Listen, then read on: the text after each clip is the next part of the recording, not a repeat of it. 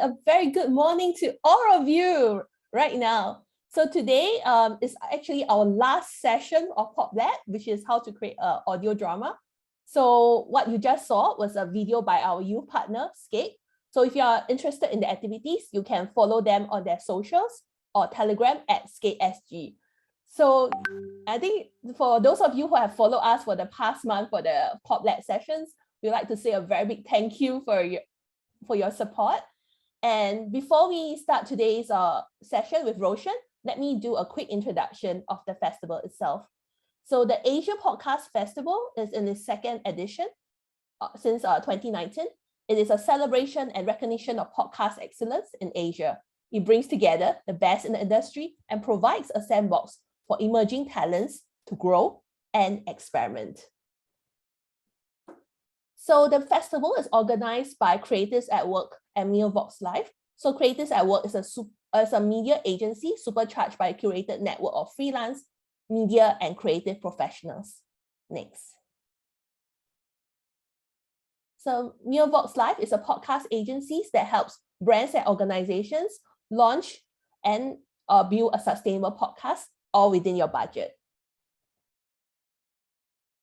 So there are 4 pillars to the Asia Podcast Festival.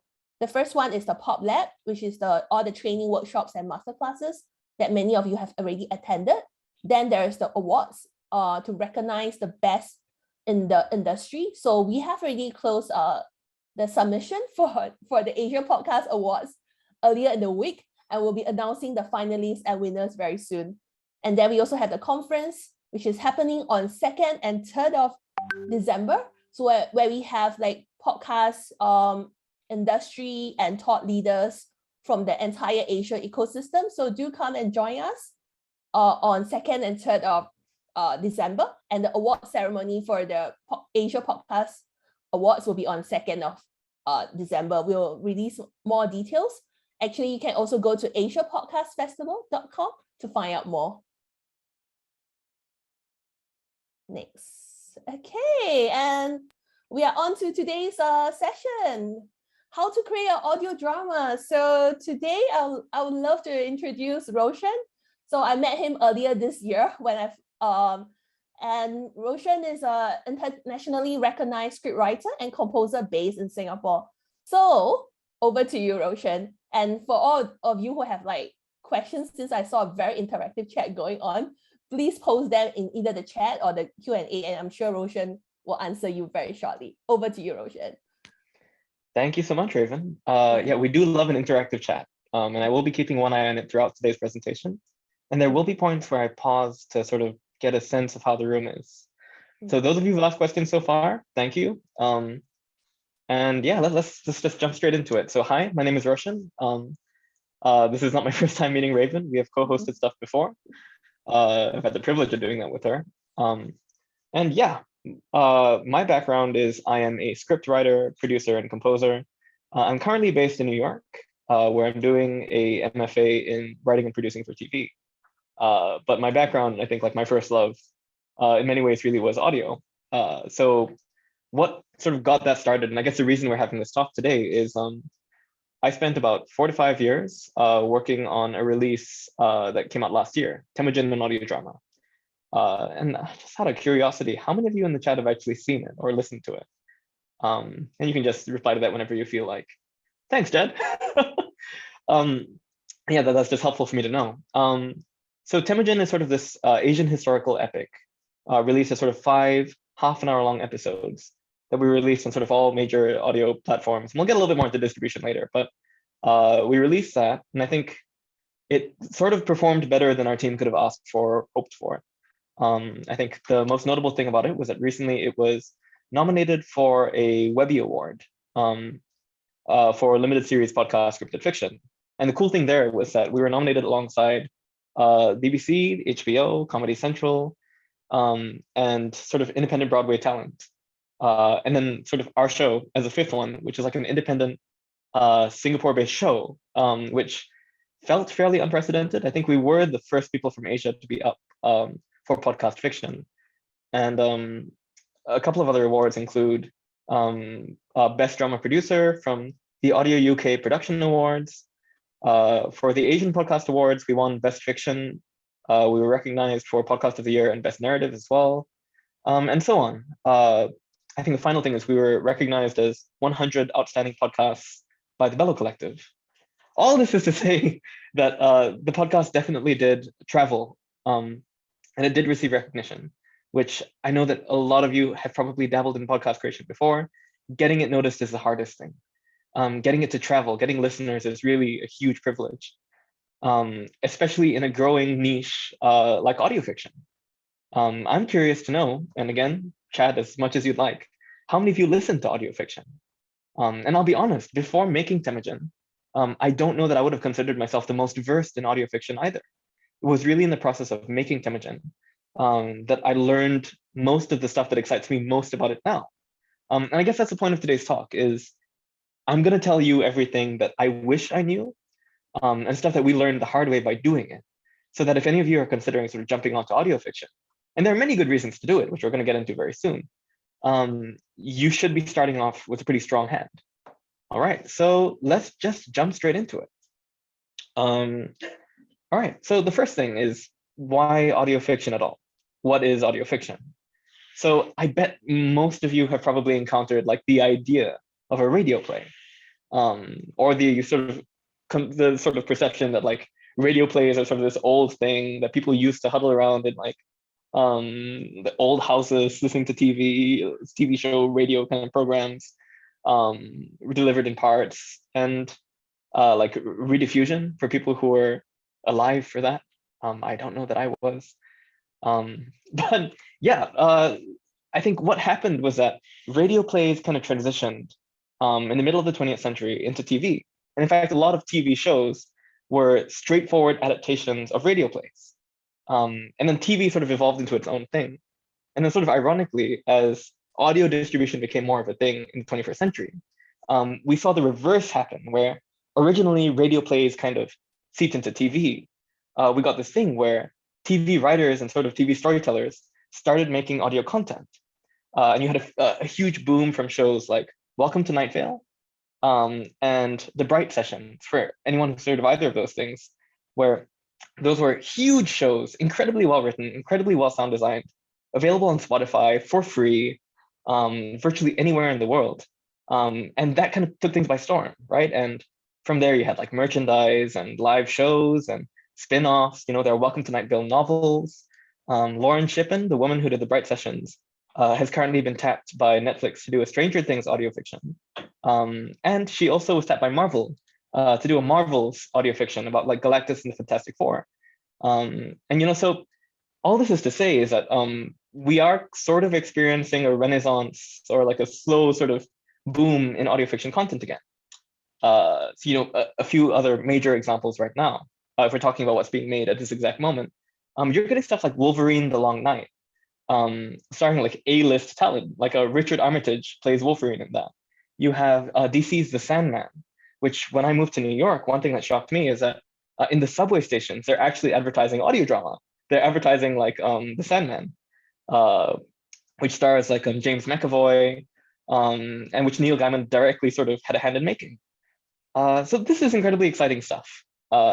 It's incredibly exciting for a number of reasons, not the least of which is TV budgets, especially for sort of the scale of something like, for those of you familiar with The Sandman, a cosmic, you know, fantasy epic spanning decades, if not centuries, if not millennia of history, are sort of achievable on budgets and even production sort of processes that are within our reach. I'm guessing that many of you tuning in are Asian producers. And one huge thing that we have to deal with, and this is coming from my experience in TV as well, is sort of the differences in industry development, right? The local film industry and the Hollywood film industry operates on very different levels in terms of what we can pull off and what we feasibly have budgets for. Audio drama, and this is a really exciting thing, kind of equalizes that.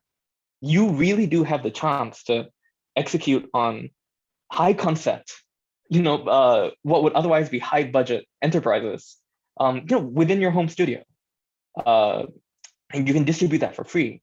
People in California, London, India, anywhere can listen to the content that you make. And you can distribute that for free. That's incredible. So when you think about the range of privileges that audio fiction offers us in terms of getting our stories out there, getting them told, and executing them sort of to the highest possible ability that we can make them, without compromise, without like, for instance, like shoddy CGI, like you want to drag it in one scene and really it's just a dog with like little wings strapped to it. No, with audio you can execute anything as long as you know how to use the right sound libraries. You've got a decent mix, and your vocal direction is strong. So I think all of this is to say that's kind of why audio fiction is really exciting right now. It is extremely empowering to you guys, the storytellers, to share your stuff and to get it out there and to get it noticed. So now that we sort of got the sort of why audio drama is exciting, and hopefully at this point you have at least some interest in in audio fiction and audio drama in general. Otherwise, sound off in the chat. I don't care about audio drama, and I would love to sort of just monitor how that's going. Yeah, let's get into sort of the how of it. And what we're going to do today is we're going to go sort of from the very moment of inception of like you're considering making an audio drama. And I noticed in the chat just now that there are quite a few of you who are thinking about it. So I think Jed, you mentioned that you are working on an audio drama right now, and a few of you are seriously considering it. That's really cool. And I kind of want to make sure that you guys have a good sense of what it looks like from beginning to end.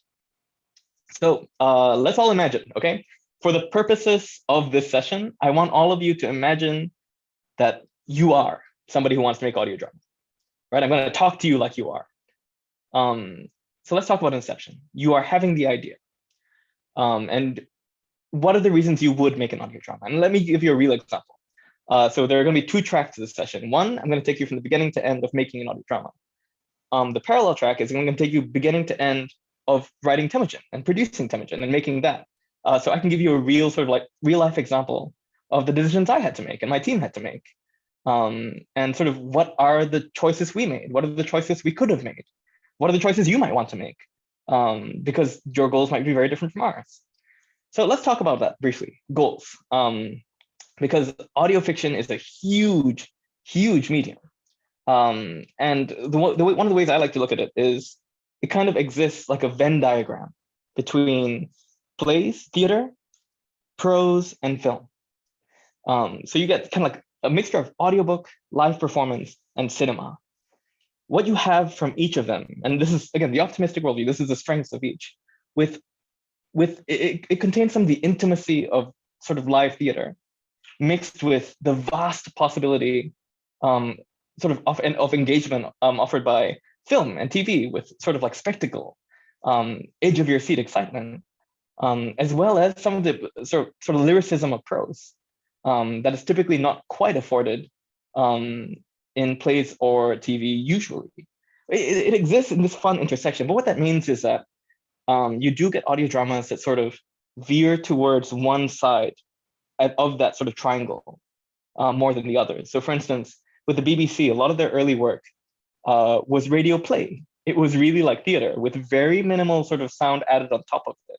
It was really strongly led by vocal performance. And for those of you who've listened to Temujin, you'll recognize that this is what we were doing. We were making sort of radio play, radio theater, where we were trying to give the actors room to showcase. And then what you have on the other end of that, let's look at audio cinema. With audio cinema, you really get the possibility for breathtaking scope. So for those of you who've listened to a lot of Audible's output or modern BBC output, so any of Neil Gaiman's adaptations, the work of the audio producer Dirk Maggs, who did an excellent Aliens, if there's any like Aliens fans in here, X-Files, Lock and Key had some wonderful audio adaptations where sort of you have like 8 concurrent layers of sound, 10 sort of orchestral music all throughout, where the goal really is, if you close your eyes, it's a blockbuster movie. That's another sort of vein of it. And the final one is more akin to audiobook. That's real minimalism. And a good example of this would be the adaptation of Dune on Audible, where they sort of do like a half audio drama, half audiobook system where they have sound effect, they have music, and the goal of that is really to sort of give you the book and give you that sense of a narrator guiding you through a story. but then also to sort of try to elevate it, right? So all this is to say, many different ways to do an audio drama, all of them are valid. What it really comes down to is what is your intention with the audio drama or audio fiction that you want to make, right? So let me give you Temujin.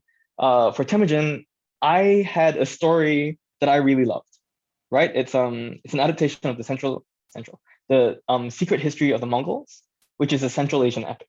I loved that story, and we had a script for it that was done, that we spent 2 years researching, and that I spent like 2 years writing. And that was originally a script for theater. And for those of you who are based in Singapore in particular, you would know that making theater in Singapore is certainly not cheap, and you wouldn't necessarily call it accessible, with rehearsal venues, um, not cheap. Performance spaces, not cheap. And as sort of young students looking to tell this story, even though we had a wonderful play script that we did like, it was hard to find avenues for it. And that was kind of how I first fell into audio drama. Was I realized, hey, if we want to tell this story, here's one way we can do it. It seems like it's within our grasp. It seems feasible. And unlike a play, people all over the world could listen to it. So our decision-making process was sort of twofold. The first was we wanted this to be a thing that would get the story out there, that would sort of be accessible to as many people as possible. And the second thing was I wanted to pay everybody on my team to make that happen, right? And for those two goals, which was accessibility and being able to compensate everybody on my team so nobody works for free, audio drama was the only medium of all the ones that we considered that would allow us to do that. Apart from, and I was considering video games for a while, and there's an interesting discussion to be had about accessibility in the digital age and storytelling and video games and audio drama. This is not that session. This is the audio drama session.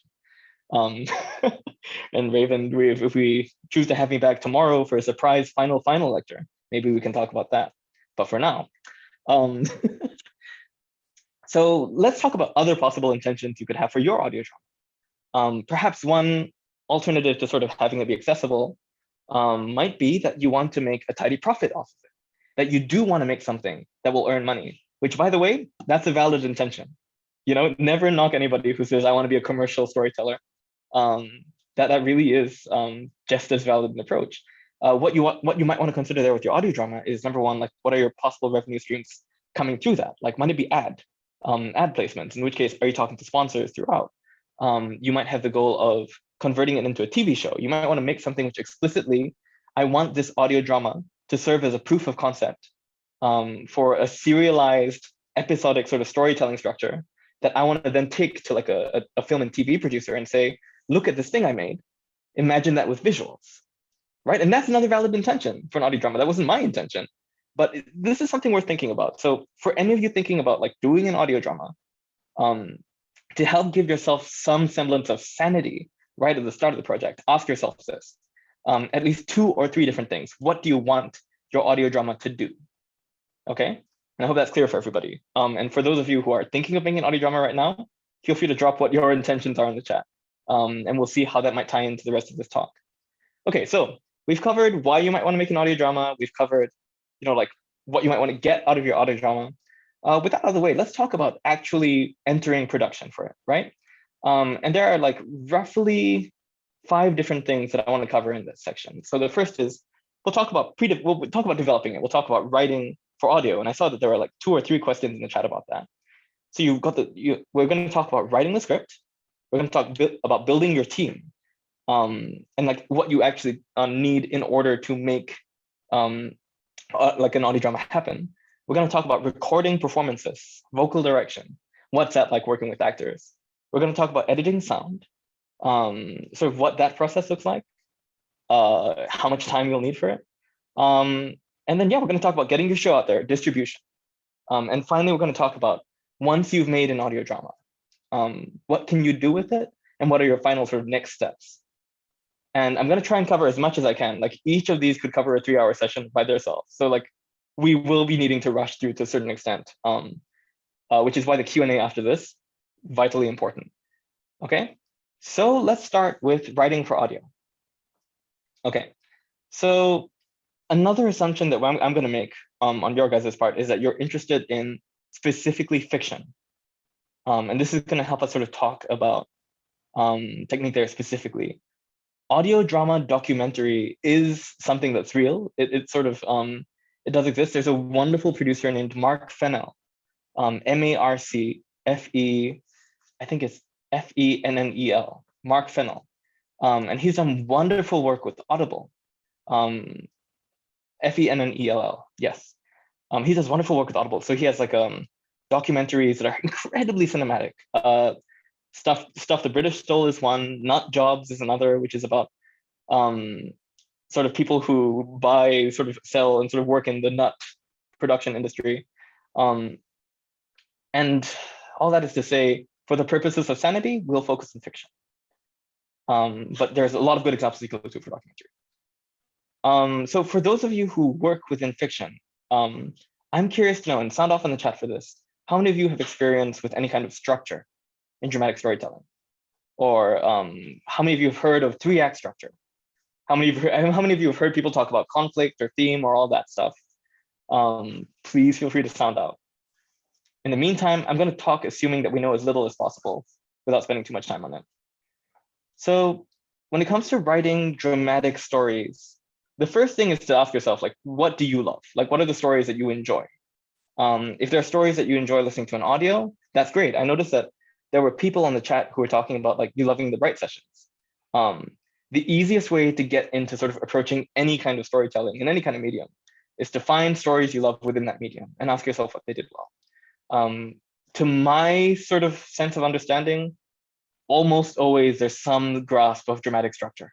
And the reason for that is dramatic structure is about hooking an audience. It really is about making sure you're earning their engagement and keeping that up throughout. Because it's far too easy to tell a story that meanders or that kind of gets boring in the middle, or it feels like it just sort of rushed through the beginning and now just stuff is happening. Studying dramatic structure is a really great way of understanding why people continue watching stories, why people like them.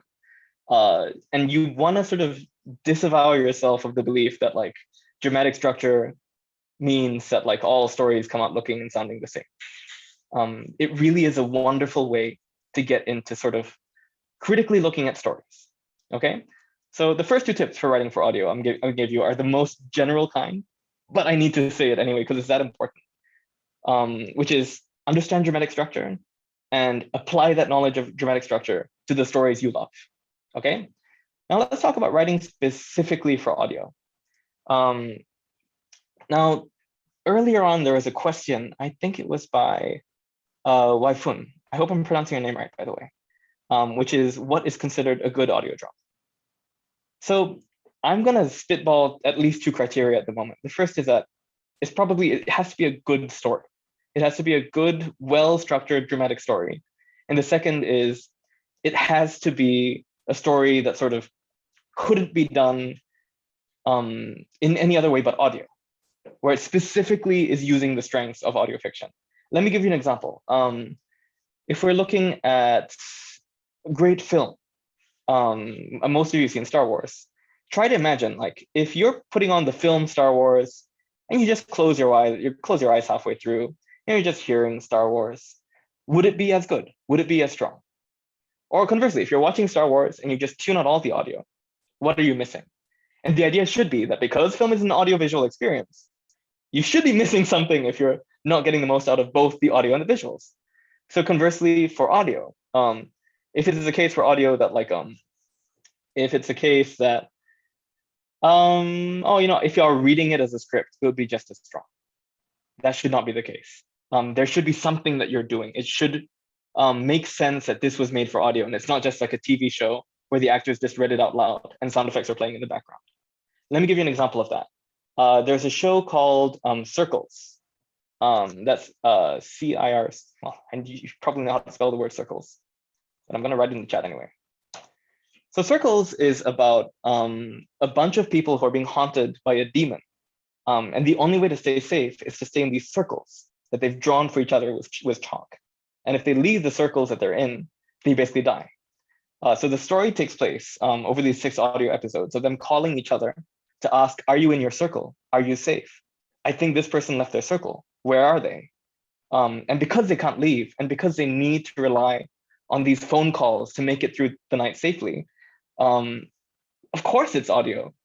Of course it makes sense in a very intuitive way that we don't feel like we're missing out on anything in the story by not seeing the visuals. We're getting the whole thing. So ask yourself that when you're writing like a good. Okay, so yeah, in the chat we're saying like trying to imagine a Quiet Place audio adaptation, right? I mean, that's fascinating. Another similar sort of evocative concept is, for those of you familiar with Daredevil as a character, if you're going to do like I've been saying since the very beginning that the most interesting audio drama I can imagine Marvel or DC commissioning is Daredevil. You take a character who literally cannot see and try to imagine what is the world like from their perspective. What is sort of action storytelling like, where we get the audience to imagine what it's like to be like. So thank you, Ling. Like a Quiet Place audio adaptation might be all Foley. It might be sort of like that's really good. Difficult. It would be immensely difficult because that is a film that is so visuals dependent. But that's why it's a great film. It leverages the strength of like visual storytelling. Okay, thank you for that link, Raven. Okay, cool. So to answer the question of what makes a good audio drama at this early conceptual and writing level, it should be a good dramatic story, and it is played to the strengths of audio. I will also add briefly that audio is really, really good with intimacy, right? It shares that with theater. So relationship-based stuff tends to play really well in audio. Character-driven. It also tends to work well with stuff that is, well, let me put it this way instead. You have a blank check for your CGI in audio, as long as you can evoke it. You can have starships in audio in a way that's a lot more casual than you can have starships on a TV show on a budget. So do go wild. Do think about what is the most interesting thing you could evoke in the listener's mind. That's one of the best ways I know to like use the strength of audio. You can tell stories with that in mind that very few other mediums have frankly, the budget, resources, or time to make. Okay, so let's move on from here. Actually, before I move on, I'd like to check in here first. We've covered why audio dramas. We've covered intention setting and conceptualizing an audio drama. I want to take 1 or 2 minutes to just wait for questions before we move on into production and building a team, because there's a lot that we've just covered.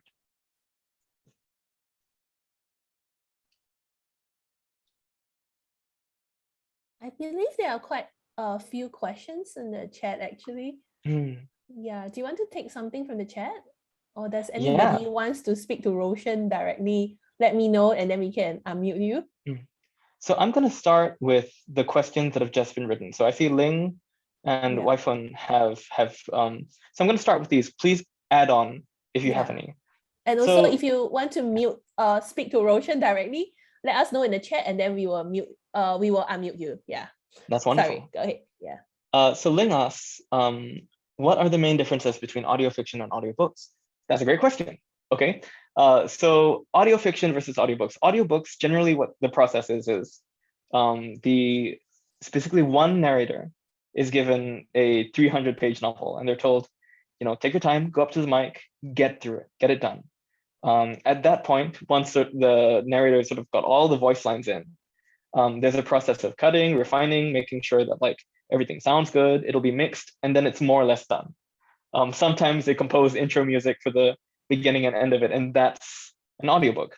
An audio fiction is generally, there's an effort made to keep them punchier, to make them sort of more concise. So while an audiobook can go on for like 40 hours, because it really is someone reading, you very rarely will see an audio fiction go on longer than like 6 hours across an entire season of content.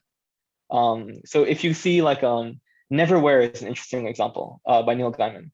Because there's both a Neil Gaiman Neverwhere audiobook and audio drama on the same platform in Audible. And you can compare like the audiobook for Neverwhere is like how long? The audio dramatization is like 1/5 of that length. With audio drama, there's an effort made to sort of adapt it for cinematic storytelling that is highly engaging. A lot of cuts are made to that end to keep it short, keep it punchy. And along that line, there's an effort to sort of sell it moment to moment with like action sound effects. So like if there is a laser battle in an audiobook, it'll be described as, and then a laser flew by and grazed him in the shoulder, and he yelled out in pain, and he said, "Oh no, ouch." Whereas in an audio drama, it would go, ouch. Does that make sense? With an audio drama, you're really getting the thing acted out and sort of turned into a whole luscious scene. So it moves quicker than an audiobook, but it's also more difficult to make generally. I hope that makes sense, Ling, and you can tell me in the chat if that made sense. Okay. I think Alex wants to ask question. Alex, okay, I allow you to talk. Hang on. Yeah, I see Jedediah also asked a question, so we'll get to that. So after the next two, I'll move on to the next section, but please still keep typing questions. Alex, do you want to talk? Because I tried to unmute you, but you are muted. Yeah.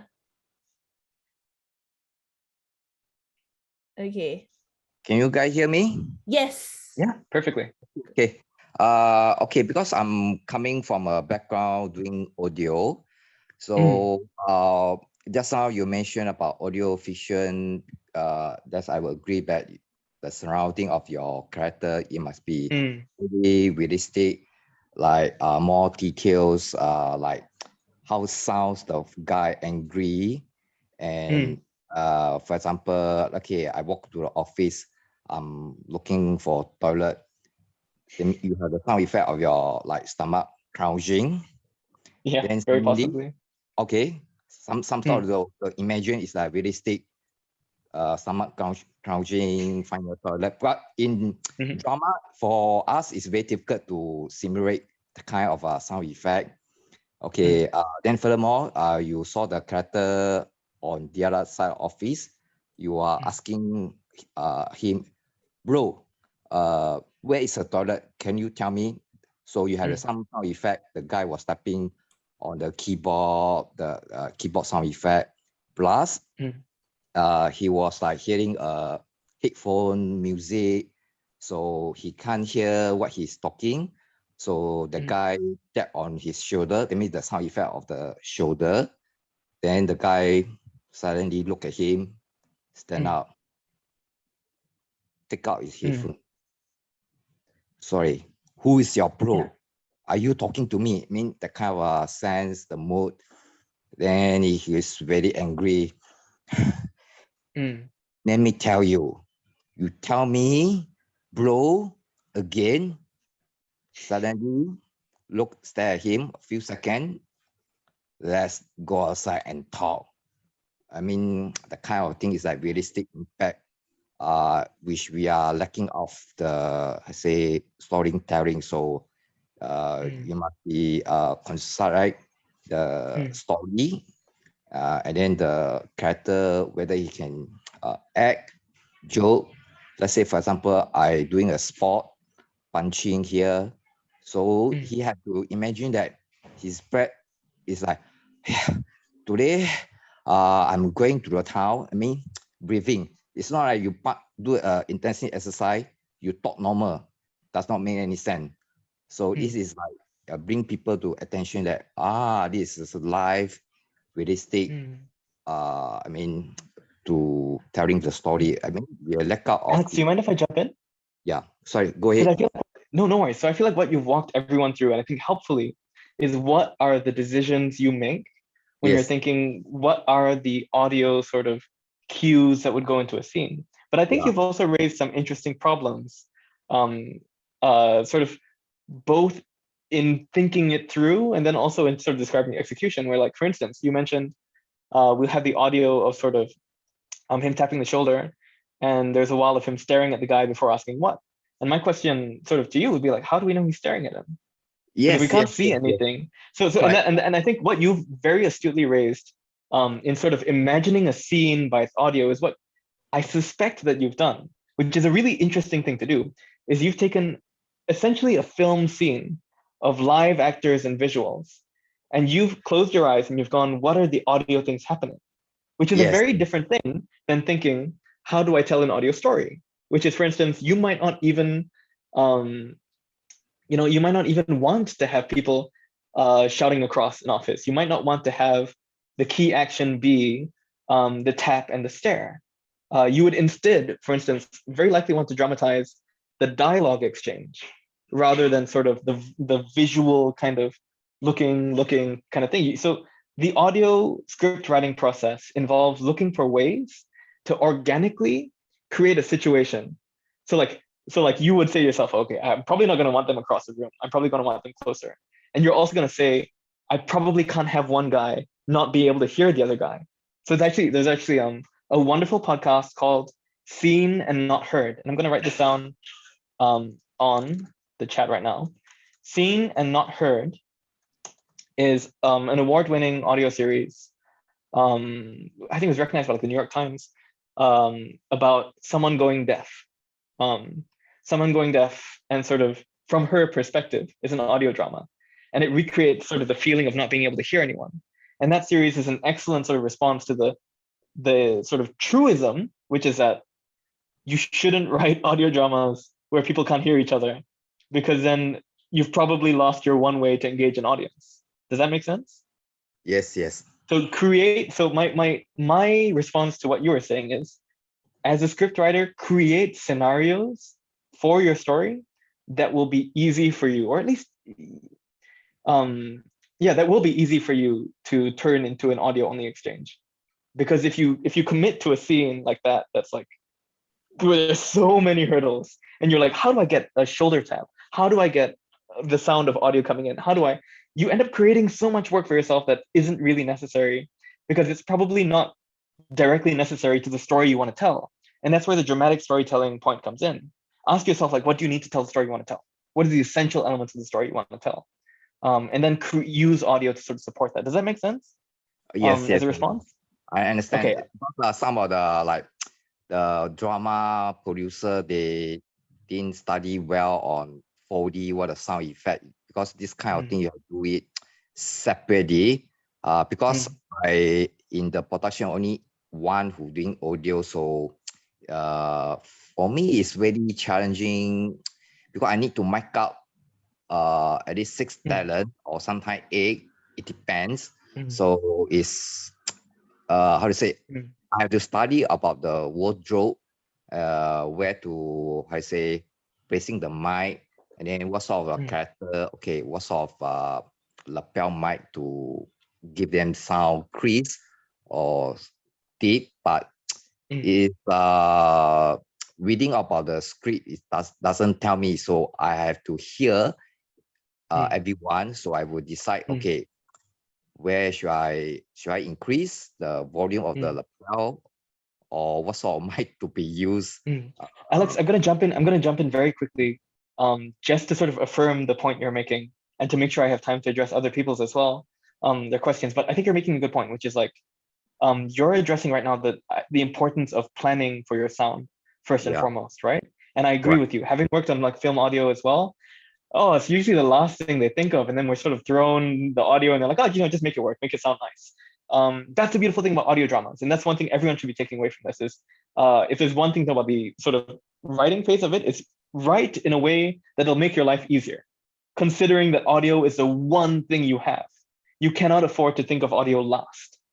Okay, like I think from Alex's entire thing, that's the most important thing we should be taking away. I'm going to move on very quickly, Alex, but thank you. That's a good point to raise. Waifun asked, what is the minimum cost I need to do up a good audio drama? I literally, I'm not only am I going to cover this, a friend of mine also wrote a very detailed article on exactly this question, that I'm going to be linking in the chat soon, but we will have a section on budgeting very shortly after this. And I'm going to share that soon. Let me just check Jedediah, and I'm going to cover Jedediah's, and then we'll move on for now. But I'm really, really glad you guys are asking questions. Thank you for being engaged. Okay, so please correct me. Temujin was adapted by framing the conversation through the conversation of the night guard. Yeah, exactly. So I think Jedediah's question here is a nice complement to the previous question, which is like, how do you write in a way that will make your job easier as an audio storyteller? So with Temujin, sort of there was this task of conveying epic history with a lot of warfare and all kinds of stuff, and this open plains environment. And, because we can't show people that, we need to find a way to give them all the necessary visual information organically through an exchange. So what Jedediah is referring to is the fact that one way I got around that with Temujin is we had an organic setup where there's one guy in captivity and there's one guy who's sort of like interrogating him. And the interrogator is able to draw out most of the points I want the audience to know about the situation organically, because that's the dramatic story, is this guy's interrogation and whether or not he's going to make it out okay. It just so happens that in being interrogated, as a writer, I'm letting him say all the stuff I want the audience to know. Does that make sense? So that's the kind of situation you end up inventing for yourself as an audio storyteller. And there are ways to, there are definitely more elegant ways to do it. I'm not saying that Temujin is at all the gold standard, but it is something that we thought a lot about, and that's how we tackled it. If you're looking for more examples, I will refer to them as they come to mind, because I think we should also keep moving on. Let me make sure I didn't miss any questions. Yeah, okay. Then let's get going into producing. So at this point in the process, well done, everyone. You have managed to write a script. Congratulations, that was really fast. You have managed to come up with your audio drama concept. You're feeling really good about it, and you're desperate to get this out with the world. So let's think about it in a couple of ways. The first thing is you're going to want to build your team, and this is where we come back to what your intentions are. Some of you might be students, and for those of you who are students, especially if you're in a university setting, it might be very, very easy to sort of corral your friends and to sort of like work with them to produce something that where money isn't the first thing on your mind. And for you guys, that's great. For the rest of us, we're probably going to have to think about budgeting. I will be dropping a link in the chat right now, which is how to come up with an audio drama budget. And this is written by a good friend of mine, Tom Anier, who looks not only at sort of the minute sort of breakdown of cast, sound designer, art and music, advertising, and all that stuff. It's also got a good breakdown of crowdfunding. Now, let me briefly walk you through what my process was like for Temujin. So for Temujin, like I mentioned earlier, it was really, really important to me that as a professional project, this is one where nobody was working for free. And I'll say one of the great things about audio dramas is that unlike a film, because I know that it sounds like Alex is working in the film world, you would know that licenses can really be the death of you, needing to sort of, all those costs really, really add up. Location as well can be a really, really big thing. One of the things I love about audio drama is that generally speaking, all of the money in your budget is going to people, not to abstract things, not to abstract sort of varied kind of permission to film here, permission to have the right to invoke some, like it's really, really simple. So with an audio drama budget, and for Temujin, I would say that like almost like 99% of our budget was people oriented. And that feels good, I have to say, like as a producer. And I imagine that some of you, based on what I read just now, are producers, and you are people who have to think about budgets. It's a good feeling. Paying people, good feeling. Paying talented people who happen to be your friends, as was in my case, really good feeling. Okay, so the first thing that you're gonna have to do is you're gonna have to do a breakdown of what roles are necessary for you. With an audio drama, there's a couple of big ones. So you will most likely need a director, somebody who is able to sort of execute the vision for your story, who's able to work with all your actors, who's able to make sure that everything coheres into one sort of final product that meets the vision. You will need a writer, right? Somebody, or more than one writer sometimes, but you will need somebody to write the scripts. You will need voice actors. In some specific cases, you may only need one voice actor, but it's very likely you'll need a cast. The fourth thing you'll need is a sound engineer. A sound engineer is a person who makes sure that everybody's sound is getting recorded well. That sort of like, if you have a venue for recording sound, making sure that all that stuff is going well.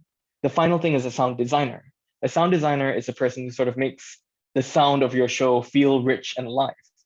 So it's important to know the difference, again, between a sound engineer and a sound designer. They may be the same person, but you're probably going to want to pay the person for both roles separately. So for instance, in my case, in Temujin, our sound engineer was the same person as the sound designer, but we paid him an hourly rate for being in the studio and recording voices, but we paid him a flat rate for sound design and sort of like making sure that all the episodes sounded good, and where that he was pulling out all the Foley, he was pulling in all the soundscapes. So they are two different roles. So let me write this in the chat to make sure that everybody gets it. But one more time, you'll need a director, you'll need a script writer, you'll need voice actors, you'll need a sound engineer, and you will need a sound designer. And there's actually one that I have left out deliberately because it's the one that it's easiest to forget about.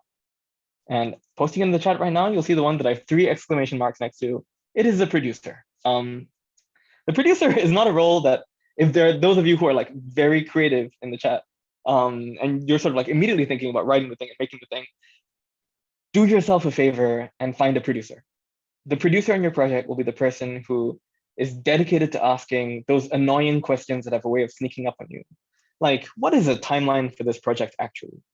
You know, or like, when is that script actually going to be done? Or, hey, we haven't heard from our visual designer for a while, who's doing our posters.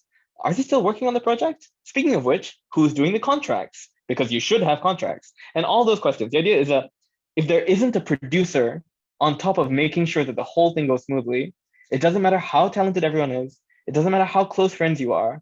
It doesn't matter how much everyone is being paid. It will fall apart. Okay, so like if there's one thing that I can really like, I hope you take away from this section, it is invest in a good producer. Find someone you really, really, really trust, because a good producer can sort of elevate an entire team of first timers. And a bad producer can really drag down like Hollywood talent and then sort of make the entire process miserable. Okay, so I've given you all the essential roles. I'm gonna add a couple more non-essential but nice to have ones. And that is number 1, a composer, right? Is it possible to make an audio drama using entirely sort of Creative Commons classical music? Yes, it is. The Godfrey Audio Guide is an audio series set in sort of like this surreal museum.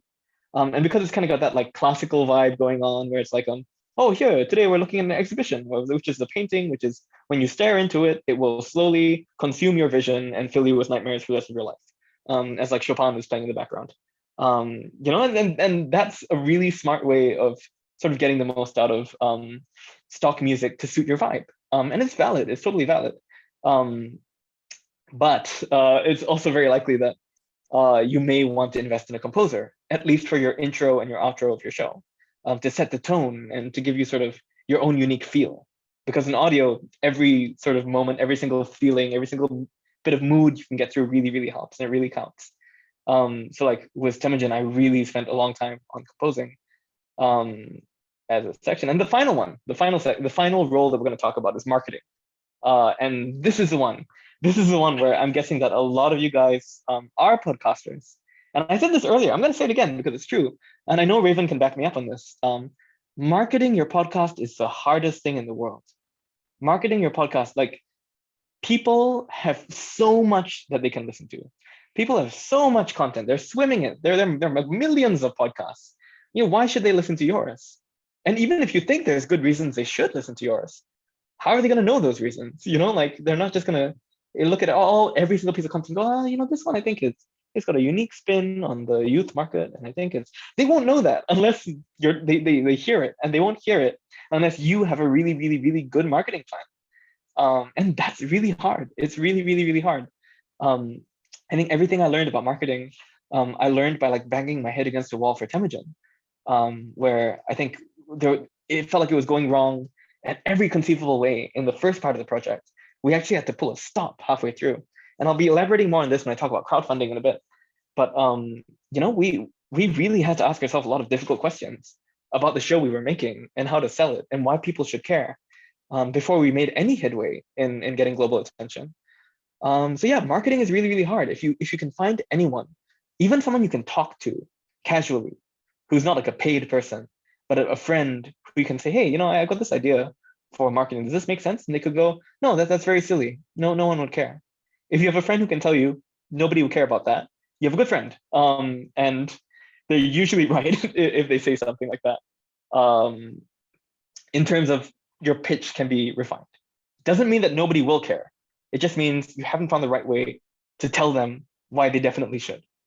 So yeah, marketing it's huge. It can be really demoralizing, but it doesn't have to be.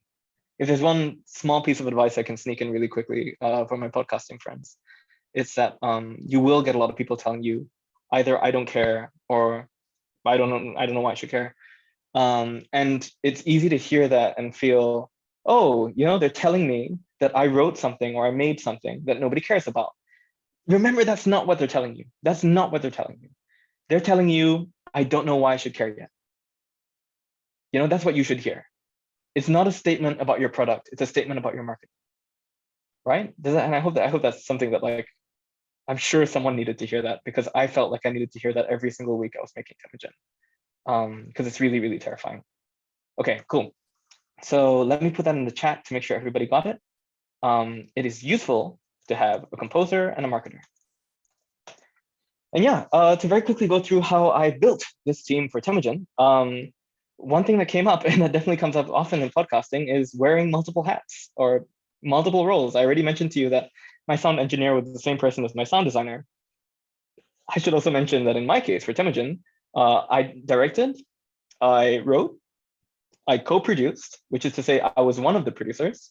I was also the composer, and I was also co in charge of marketing. So I was doing a lot of different things. And you might ask, oh, you're going to do all the stuff anyway. What's the point of like writing down all the roles anyway? Because you're going to, no. if you plan to do a lot of work, that is all the more reason that you need to be drawing all this stuff out separately. And the reason for that is like, for a lot of you who are very ambitious, you might think, that you can handle this stuff, but stuff falls through the cracks. You're doing a great job directing, you're doing a great job writing, you've written the most beautiful work that anyone will ever hear. And that's really hard. It's really, really hard. It can take up so much of your brain power, even when you're not working on it, unless you have it written down exactly what you're meant to be doing. And again, this is why having a producer is important, because even if you've got it all like right on paper, you can still mess up sometimes. You need to know that like, oh yeah, because I'm also wearing this fourth hat, which is, let's say, like marketing. I haven't done anything there for a while. Are we actually okay on marketing? Did anybody do anything for marketing? And that's useful. So now that we're done with the role section, I just want to affirm, write this stuff down. It should be the first thing that you do when you're done sort of writing your script. Before you talk to anybody, before you make a tweet about or a Facebook post about like making an audio drama, smiley face. This should be the thing you do before you make that Facebook post. ASAP, because it'll save you a lot of heartache. And it'll clarify for you. It'll make it really concrete in your head exactly what you need to make it. Okay. And it also lets us now finally talk about the other thing, which is budgeting. For budgeting, the article that I gave you, I can't recommend it enough. This is How to Audio Drama 202, Creating Your Audio Drama Budget. You'll notice that's part of a series. If there's one thing I can do as part of this audio drama series or this audio drama session, it is read these longer articles. They will go through in a lot of detail, very slowly, what I am trying my best to get through in 3 hours. 2 hours technically if we're counting Q&A. So let me point you in that direction. Please read this thing on making your budget. But okay, generally speaking, what are you doing when you're coming up with a budget? You are really fundamentally asking yourself, like, who are these people? What is the work that they have to do? And how much do I pay them? Or how much do they feel they ought to be paid to feel comfortable doing their best work? Right? And you think about it that way, right? That's essentially what budget negotiations come down to, is, are you comfortable? And what amount of money will help you feel comfortable? And it's never a good idea to push someone to work through a budget that they're uncomfortable with. Because I guarantee you that person's not gonna end up, even if you do kind of like beat them into submission and they're like, I accept, $7 an hour, you win. Do you think that person's gonna give you their best work? Do you think they're, and if you're going through all the trouble of like creating a budget and doing all the stuff in audio drama anyway, you probably don't want people on your team or your final product to feel like it's an obligation. So so you've created your role sheet, you're talking to people, ask about what their rates are. And if they don't know what their rates are, which is a very common situation, and I'll be honest, sometimes as a composer, I get asked, hey, what's your hourly rate for composing? I will have to think about it and kind of go like, okay, I know what I've charged sometimes in the past, but like for this project, how attached am I to it? How attached am I to the person running it? How, and you do end up having these different things where my final result will be like based on, will I enjoy working on this and all that stuff? Like generally people, if they feel like they can trust you and you've created a really warm and opening environment and your project seems like you've put thought into it, people generally are okay working for a little bit less than they normally might. But it's hard to create that environment, but it is worth it. There are budgetary reasons to be warm, friendly, and well put together. It's not just goodwill and good karma, though that's also nice. So yeah, you want to try and create that environment, talk to them. People tend to really appreciate it when you can tell them exactly what the timeline is going to be, what their job is going to be, and where they can from talking to you, if they can picture exactly what they have to do, you're going to get a much quicker answer about the rates. And you're probably going to get a lot more charitable an answer about the rates because they'll trust you. And that's what I said when I was saying the thing about budgets being about comfort. If you can show them that they'll be more comfortable, that's going to help them give you a lower budget. So, and because it gets, and okay, I'm going to spend a little bit more time on this than I initially thought I would, just because this is important. And somebody asked a question earlier, which is how much does it cost to make a good audio drama? I think it was Waifun who asked that. And the answer is totally, it varies. It really, really varies. And I know that's not the answer that you want to hear immediately, but I can give you sort of a lower and an upper range. I think the least that it would take you to make a good audio drama where you're paying everyone involved would be about 4,000. It'll be a couple $1,000s, most likely, if you're compensating every single person. If you get a single celebrity or AAA sort of voice talent, like if you get Benedict Cumberbatch to voice for you, sky's the limit with your budget. Good luck paying that man. He's in high demand these days, and he might ask you for $100,000, or something like that. But the sky's the limit for the upper sort of ceiling of audio dramas. But when it comes to the independent scene, most of the budgets I've seen range from about 3K to 10K. Temujin, we made that for about 10.5K. And that was through crowdfunding. Though I'll be very honest, if I knew everything then that I know now, we could have easily done it for 7K and have it be just as good.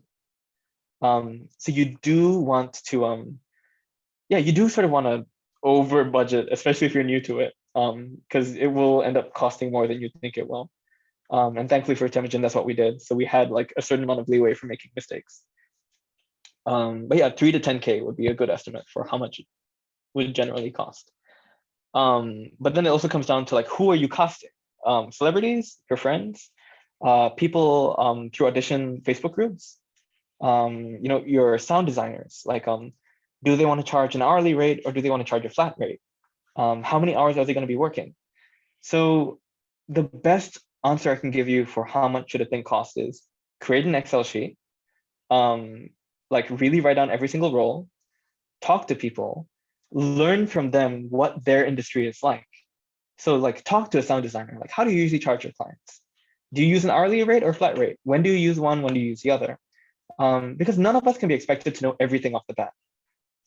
I'm not expecting all of you to be master producers who can tell me off the drop of your hat how much a VFX artist or a Foley recorder will be charging us. No, but you have to ask. You have to start those conversations. And if you're good at that, you'll be good at everything, honestly speaking. So create an Excel sheet, have those conversations, draw up a range of values specific to your project. And that's how you create your budget. And that's where you can start having considerations about oh, it seems like this is costing a bit much. Do I really need this person? Do I really need this role? Or it seems like having 20 different voice actors voice every single unique person in my script might end up contributing to a larger budget. Can I get 5 of those actors to double up and sort of remove 1/4 of my voice recording budget? So you sort of make those kind of decisions and you refine it as you go. But Excel is your friend. Have conversations. And I hope that kind of clarifies the initial part of budgeting. I know it feels like a bit of a cop-out answer, which is you asked me, how should we budget for an audio drama? And I said, take it slow, build it up by roles, do it yourself. It stinks. I know it's not like, oh, this is how you do it, but the process really is the important thing.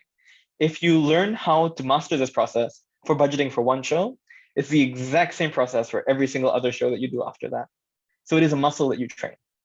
Okay, so I saw that there was a comment by Malar. And oh, that's really nice.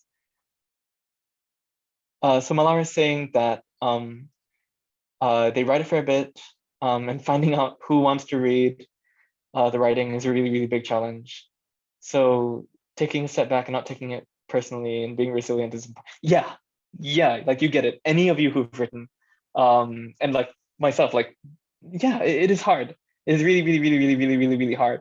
And I know it sounds like a bit of a, well, why are we talking about emotions? We're talking about the craft of making an audio. The emotions are a big part. If you burn out halfway through making your audio drama, like you're not gonna make an audio drama. So like learning that resilience and like exactly what Malai was writing about, which is like being able to take a step back is a huge part of the initial phase of it. And yeah, thanks for sharing. I really appreciate that you like were open in the chat. Okay, so let's get a move on now, because we've talked about the initial sort of budgeting and role building stage.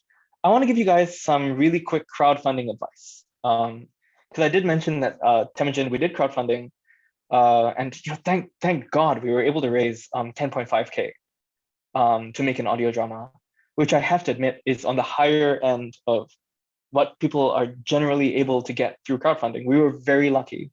I mean, but we also worked our butts off. I was lucky enough to be able to consult with a local group called the Fandom Menace, and they're just this lovely group of people who they exist to help out Singaporean creatives who you know, are working on any project, and they helped us out for free. We were able to go to their office, and they just walked us through what are the big things that you should look out for in crowdfunding. And the reason I'm so happy to talk about them is because they didn't ask for payment, they didn't ask for anything. And if you are working a project, they're called the Fandom Menace. Wonderfully helpful. I can't recommend them enough. Here's some of the advice they gave us. The first thing is, if you've never done crowdfunding before, the first thing is set a 30-day goal. And a 30-day goal is important because it you might think like, oh, if I give myself a 60-day goal period to earn my money, it gives people more time to donate. Not true. Shorter times are better because they create a sense of urgency. Shorter than 30 days might be a bit too short, but that's a really nice window. So like a month-long window for crowdfunding helps. The second thing is you really want to know sort of like what your story is, not just in terms of the story of your show, but like why should people care about you guys specifically?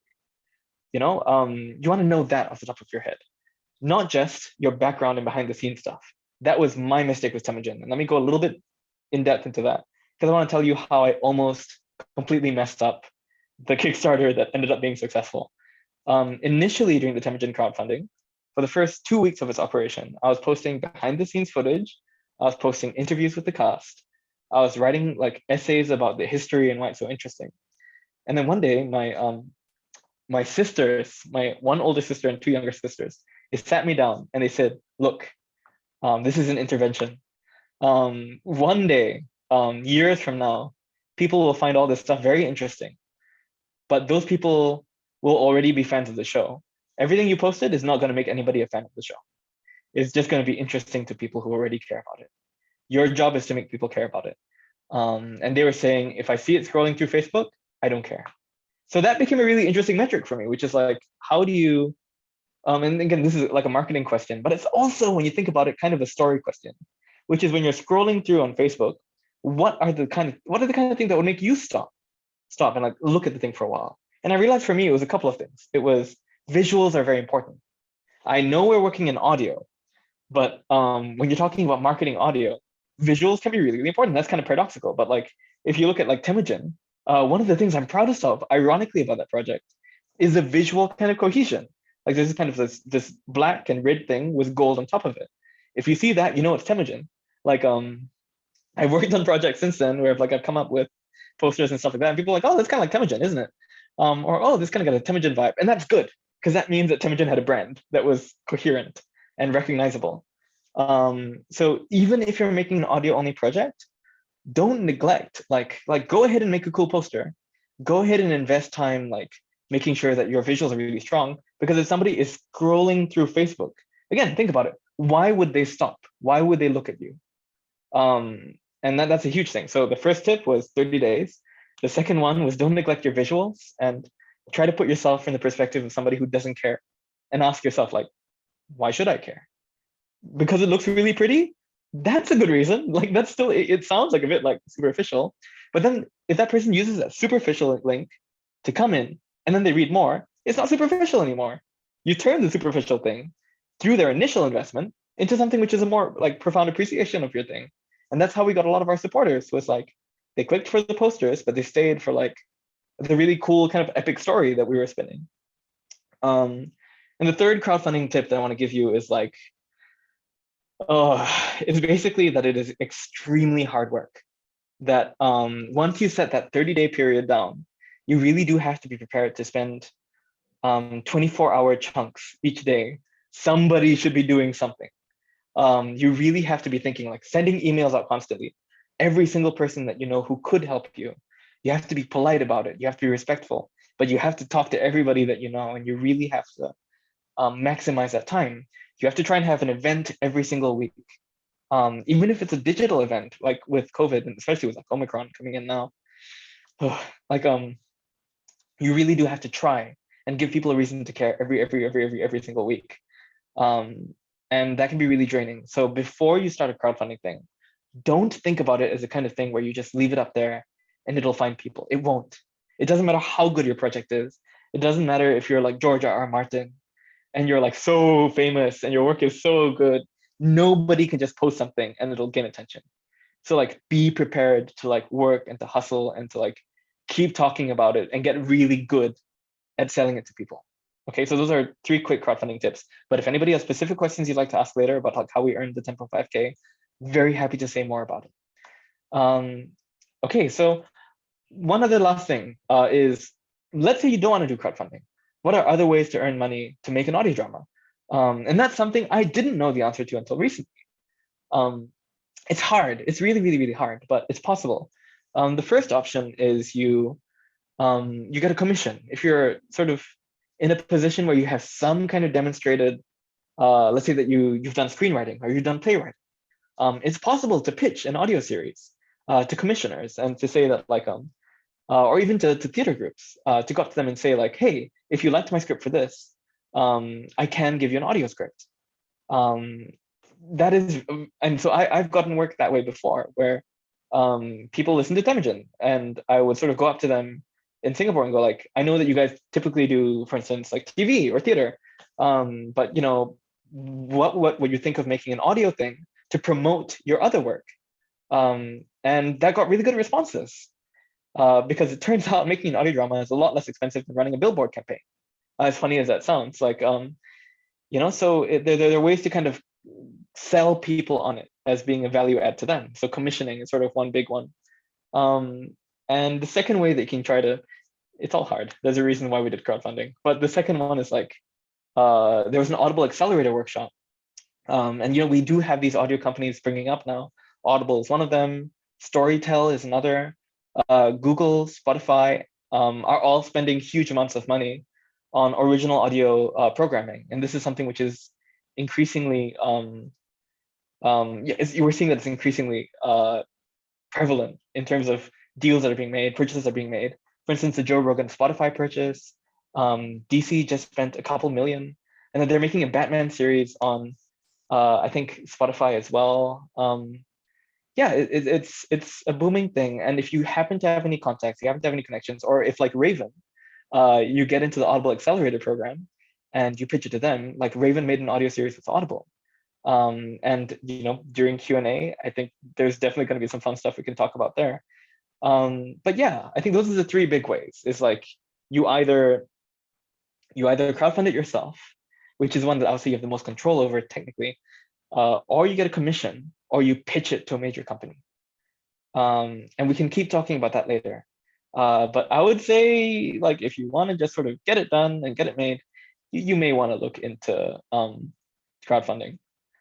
Okay, so now we're in a position where you have your team, good job, you've already got your script and it's really looking like you're ready to go.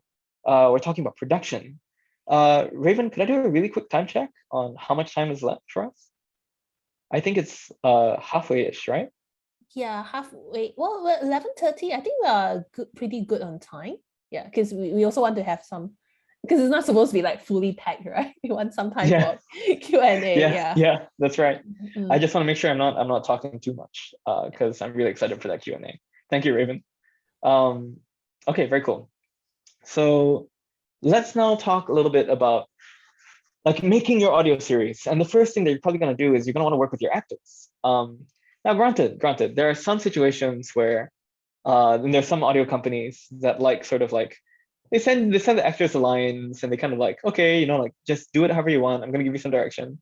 Then they send the lines back as like WAV files or WAV. And then they go to the sound mixer immediately and they just start putting it together. And there's kind of like a factory line like that, which is possible for audio.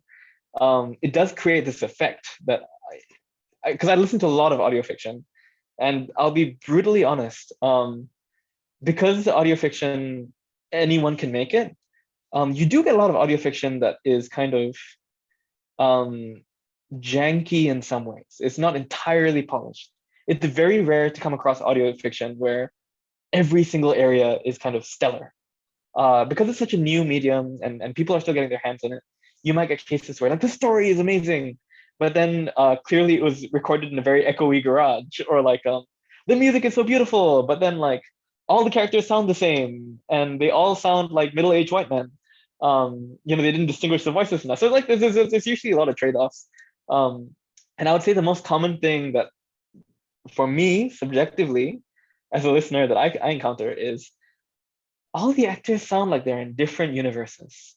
It's like, hey man, how are you doing? I'm doing great today, thank you very much. It's like, what? Just have a conversation now. That doesn't sound like you're two people in a room.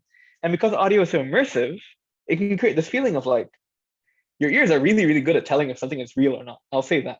Your eyes can be fooled easily. Your ears, not so much. Your ears are very, very, very, very powerful. And that's something you have to respect when you're making audio. And that's why when we're talking about vocal direction for your actors, it's important to talk about realism. It's important to talk about, so all this is to say, I am assuming that you guys are interested in vocal direction, which is not always the case, but I'm going to assume that you guys are going to want to do that. So I personally am coming from, initially I came from a theater background. It's been a long time since I've done theater, but that's how I started. And when you look at like how theater directors kind of like train their actors, very often you look at motivation.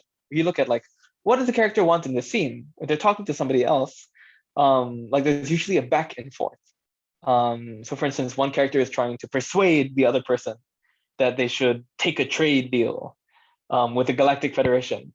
And another character is like, I think they're trying to intimidate the other person because they're the Sith. And they're like, no, I think that you should be very afraid of me. And the other one's like, I think you should do the thing I want to do. And what happens is when you're directing a scene, you're trying to ask each actor to figure out in this volley kind of thing, like this tennis match of back and forth, who has the upper hand? I'm intimidating you. Does it work? Does it not work? If this person is intimidated, what are they going to do next? Are they going to sort of parry? Are they going to relent? Are they going to go like, oh no, I surrender? And this is kind of where your directing meets your writing. It's very easy to direct a well-written scene, is something I'll say. So if the script already contains a very realistic, very believable back and forth, where there's always interesting things happening, and the characters are going from positions of cowering to like, no, I can convince you, to, oh no, you've defeated me. Then yeah, as a director, you're just like, hey, you get it, right? And the actor's like, yeah, I get it. And hopefully you guys are writing good stuff. So this shouldn't be too much of a concern. But let's imagine that it's difficult. As a director, then what you would do is you would draw it out. You'd really take each line and go like, I want you to play this line in a way that sort of is in response to the person. So let's talk about this. You talk to the actor, you're generally considering one useful tool is actioning. Actioning means you take a line, the line is, I want apples, right? Or give me your apple. That's the line of dialogue on the page. Actioning is when you take a verb that is the spirit of that line. So let's say like, punch is the verb. So I'm going to take punch and I'm going to apply it to give me your apple. Give me your apple. Give me your apple. That's punch to give me an apple. Let's say it's beg. I'm going to take the verb beg and I'm going to attach it to give me an apple. Give me an apple.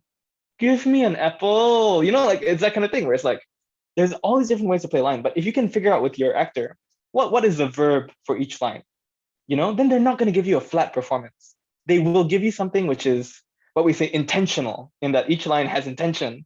And usually in a scene where the two intentions are matching, they're interesting, and they advance what each character wants, that's usually the sign of a well-directed scene. When you've thought through what each line is doing and what each character wants with each line. Does that make sense? Okay. Ling has just asked possibly the best question that could be asked for this segment. And I will get to it as the button after we talked about formal technique. But that's a wonderful question, Ling. It's one that I've been thinking about. If there's one thing about this presentation that I've been doing the most research for to make sure I can give you guys a good answer, it's the answer to Ling's question. But yeah, okay, so back again. So the note on directing that I want to give lastly is everything I just told you assumes that you have sort of a dramatic script, that you want immersion, and sort of that you want it to be energetic. That's not always the case, right? Maybe some of you are really experimental audio designers and audio sort of storytellers, and you're kind of Brechtian, which is to say, like, you want to make something which is deliberately surreal and out of this world. That's valid too, right? That's fine. Like, I'm not going to come here and tell you that, like, no, you should only do a certain kind of dramatic storytelling. The main thing would be then is, I will tell you that you should be very specific and intentional with your directing. You can never just say, I want it to be surreal, and then walk out of the room and leave your actors to do whatever they want. You as the director should always be involved in trying to create a very specific effect. You should know what that specific effect is. You should know how to help your actors achieve it, no matter what kind of story you're telling. Actioning is useful for energetic, immersive scenes. And if you want to do something else, make sure you know why, is what I'm saying. And now Ling has asked a question that I'll get to, which is, in this tech age, how would you do this if your characters are all in different countries? And what if they're recording the lines separately from each other? So I had to do this recently for a project where I was commissioned to make something where you have actors from like Taiwan, Australia, and somewhere from America, and I had to get them all to rehearse. Not easy. But what you do is you do end up trying to make it work on Zoom, for instance. So I've heard some stuff about platforms that are coming up that are specifically for actor rehearsal. I'll do a little bit more research on that before I start promoting anything, but I'll say that Zoom has worked quite well, actually. What you do is you set up the Zoom call, you do rehearse, you do sort of get them to do their line reads, get them to look at the screen, get them to talk to each other like this. And you'd be surprised, actually, how much rehearsal can happen in a space like this. And how much you can get out of the way. Because everything we were saying just now, actioning, right? Which is the idea of making sure that with each line, you know what energy you want to bring. You can do that over Zoom. You definitely can. The main thing is the actors have to know what the other person wants to do. You have to budget in time. And again, this comes back to your budget earlier that we were talking about for your role breakdown. You need to make sure that your producer has budgeted in time in the timeline for the actors to rehearse before recording. I personally don't believe in recording straight away. I believe that you should always budget in time beforehand to do table reads. And once you've done table reads, try to do scene rehearsals. And for those of you who come from theater background, that should be very familiar.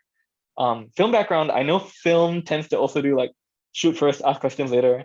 But I think if you can, why not rehearse? So you do that over Zoom, and there are a couple different ways you can do it from there.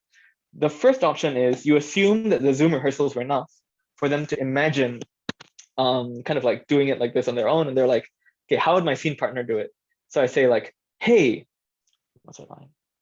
Give me an apple. What's our line? Like that. Or for those of you who are Marvel fans, and who saw What If the Marvel show is very relevant to this conversation, because What If recorded all the actors' dialogue individually without being able to hear each other. And this is due to COVID. They weren't expecting that. They thought they would be able to get all the actors together. And I think, personally, that this has a detrimental impact on the show. I think it sounded very clear to me watching this animated show that these people tended to sound like they're not quite talking to each other. And there was one exception in terms of vocal delivery, and that was Chadwick Boseman, who, like, rest his soul. What a guy. Chadwick Boseman, it turns out, so I read this up, I looked it up, and apparently he did do something different from them. Chadwick Boseman, when he was recording his lines, he voiced every single other character in the scene. So if he's talking to Yondu, his dad, he would do all of Yondu's dad's lines, and then he would do his voice, and then he would do the other voice, and then he would do his voice. And that was his way of trying to create like an organic flow. And if you watch the show, it makes a huge difference. And they didn't have the chance to record together, but there are ways to work around it. So that I thought that was a really cool way, which is like you encourage your actors to try and get into the scene. And of course, not everybody is Chadwick Boseman. Like not everybody is able to like perfectly preempt what your scene partner would do. But it's an option. So that's the first one, which is record individually. The second option, which is the last option I'll give for the interest of time, is you kind of, and this is what I did recently, you get them to listen to their actor in one earpiece and their mic is here. And then what ends up happening is they're able to reply to their fellow actor while speaking into their mic like this. And it creates a thing where it's almost like they're able to hear them and reply to them. But like, you're able to do that from across distances. And of course, like you could argue that, oh, but with audio lag, it won't be like exactly at the same time. Doesn't matter, because in the editing software, you can match it all up anyway. In fact, you probably will be adjusting the time, even if they were recording in person. You end up sort of, and this is getting ahead of ourselves slightly, but in the editing room, you are a little bit like a puppet master who will end up sort of like, you will kind of like, wouldn't it be nice if this scene, if he was like cutting in slightly and interrupting the other person? You can do that. You can just like, okay, slide. Now it sounds like they're interrupting each other.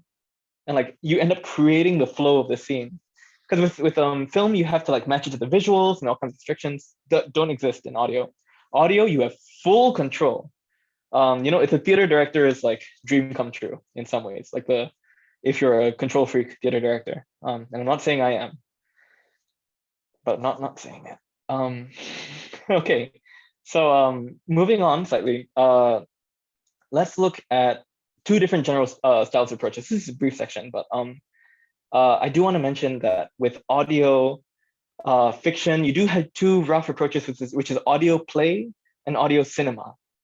These aren't hard technical definitions.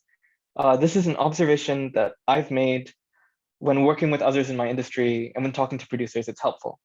But if you look up what is an audio play versus audio cinema, you're not going to get many Google resources that are useful, because this is a really new distinction, which means that when we're talking about in this session, you're getting cutting edge industry terminology. But yeah, so an audio play is vocal performance driven. That's where you prioritize getting the most out of an actor's performance. And generally, this is most useful when it is like a play, where there is a single setting, where there is not too much of interest happening around them. That's like an action movie, nothing like that. Where it's more intimate, where the dialogue drives it, where that relationship is the key. And the hallmarks of an audio play is the voices come out strongest in the mix. You're not getting so much like music cutting stuff up. You're not getting much action. And really what's driving it is sort of the exchange, right? The contrast of that is audio cinema. So with audio cinema, the goal is to sort of make it as rich and full as possible. And for what it's worth, when talking to commissioners, I've noticed that generally these days, if you're looking at the commercial aspect, people who are buying the stuff, who are in the know, have an interest in the latter, which is audio cinema, which is full, multi-layered, rich sound that emulates kind of the pace and energy of cinema. And please feel free to ask me more about this later. But yeah, I think for now, let's leave it at that. This will have a huge impact in your audio in your audio mixing and your sound design especially.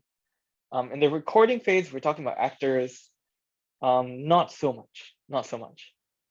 Yeah, now let's talk a little bit about technical recording. So we briefly touched on the Zoom approach, right? Which is having each actor sort of who is in their own sort of setup record separately.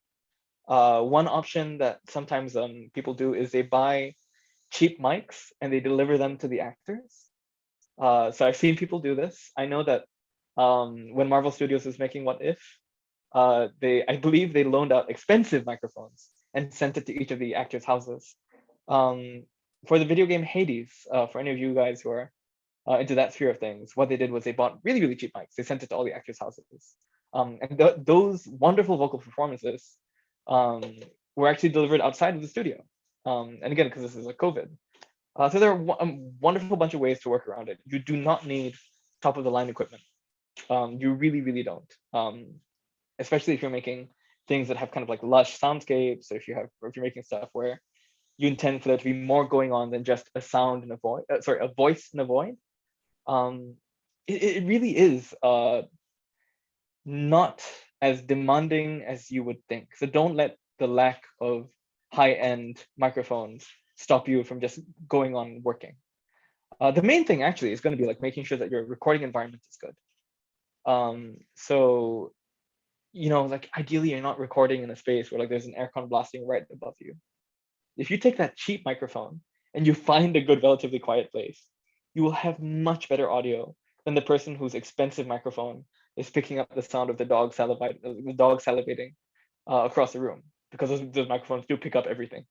You know, ironically, that would give you worse sound. But yeah, use whatever equipment you get. Even to be honest, people vastly underestimate the power of your handphone mics. Because when you think about it, what these things do is they are built from the ground up to give you as isolated sound as possible. Like your average Samsung or iPhone or even Huawei phone has a whole bunch of noise suppression software built in to very strong mics. If you end up needing to do this into your, like, for your actors in relatively quiet rooms, you will be surprised at how excellent the sound can be. And that's why, like, for those of you in the filmmaking sort of side of things, you see in a lot of indie films or like student films, you get people performing their scenes sort of like this, where like if it's from the head up, they will record their scenes talking like this, using this as like the only sound source. It's really good. It will really surprise you. So yeah, the options that we discussed are one last option. So the option that we discussed so far is like individual recording. I want to discuss ensemble recording, which is where you have 5 actors gathered around a single mic. And you know, with Omicron and everything, you know, we're really trying our best to make sure that like performing arts goes back to normal, that we can have 2 people or more in a room again. And I know this is an international audience today, like we have people coming in from all kinds of places. Which is why most of my answers have kind of been geared towards assuming that you probably won't be able to hang out in live troops. But if you can, one option that you can do is you can take two standard mics that record in a cone. If you put them like this, and you have them capture sort of like a wide 180-degree radius, what you can actually do is gather like however many actors are in your scene, and you can space them out organically. So you can actually record movement. You can record sort of organic panning and stereo, and have that play out in a scene where there's kind of like so you remember we talked about the difference between audio play and audio cinema?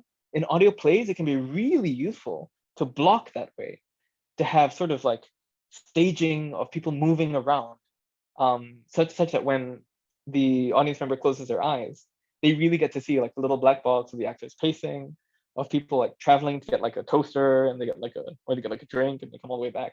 It's wonderful. There's a lot you can play with there. If you have the time, resources, and government permission to have multiple people in the room, I would strongly recommend looking into, for plays especially, panned audio. Okay, cool. So let's move on for now. So good job. You've done a lot already. You have not only written your script, you've not only created your production pipeline, intentions, and sort of gotten everyone on board. You're now nearing the finish line. You have all these voice clips. Let's say like you have 10 hours of voice lines and you only need a 3-hour show. You're in the final stretch. We get into editing now. So the cool thing with editing and like with Temujin, we had 10 hours of usable voice lines for a 2-hour show. This is where your director and your sound designer are really gonna have to sit down and have some nice long work meetings. So what we did with Temujin, myself and the sound designer, Nathaniel Ma, we sat down for 8-hour work days over the period of about 3 months to just go through the best takes, to stitch them all together. So on my end of homework, I told him, Nat, can we do this from this and this scenes, and this take. So then when we joined up, we stitched them together. We made sure they flowed nicely. There were cases where we said, oh, the energy of the scene is a bit slow. Can we chop up all the actors' lines? Make sure they interrupt each other, make sure that all the pauses are gone. And we really, really micromanaged it. Like it's almost like your sound designer and your director end up sort of re-performing all of those scenes. There were literally times where we took a look at the scene and we're like, okay, you do it and I do it now. I'll do the lines, you do the lines, and we'll record that. We'll compare it to what was recorded and we'll be like, which energy do we prefer? And if we liked our timing, we just retimed the actors' voice clips to match the timing of the one that we did. And if you've listened to Temujin, I don't think you would be able to tell that entire conversations were restructured in that way. It all sounds natural. And again, that's a great joy of audio editing, is it gives you complete control over your desired final performance, pace, and energy. That takes a while. And none of this is even getting to the sound, like the actual Foley work yet, or the soundscapes. There's so much you can do just with finding the energy and finding the life in your actors' performances. That's where, now if we're going to talk about soundscapes and Foley, there's a couple of things at your disposal. So let's break down the exact elements of the sound. You will have, first off, your speech. You will also have Foley.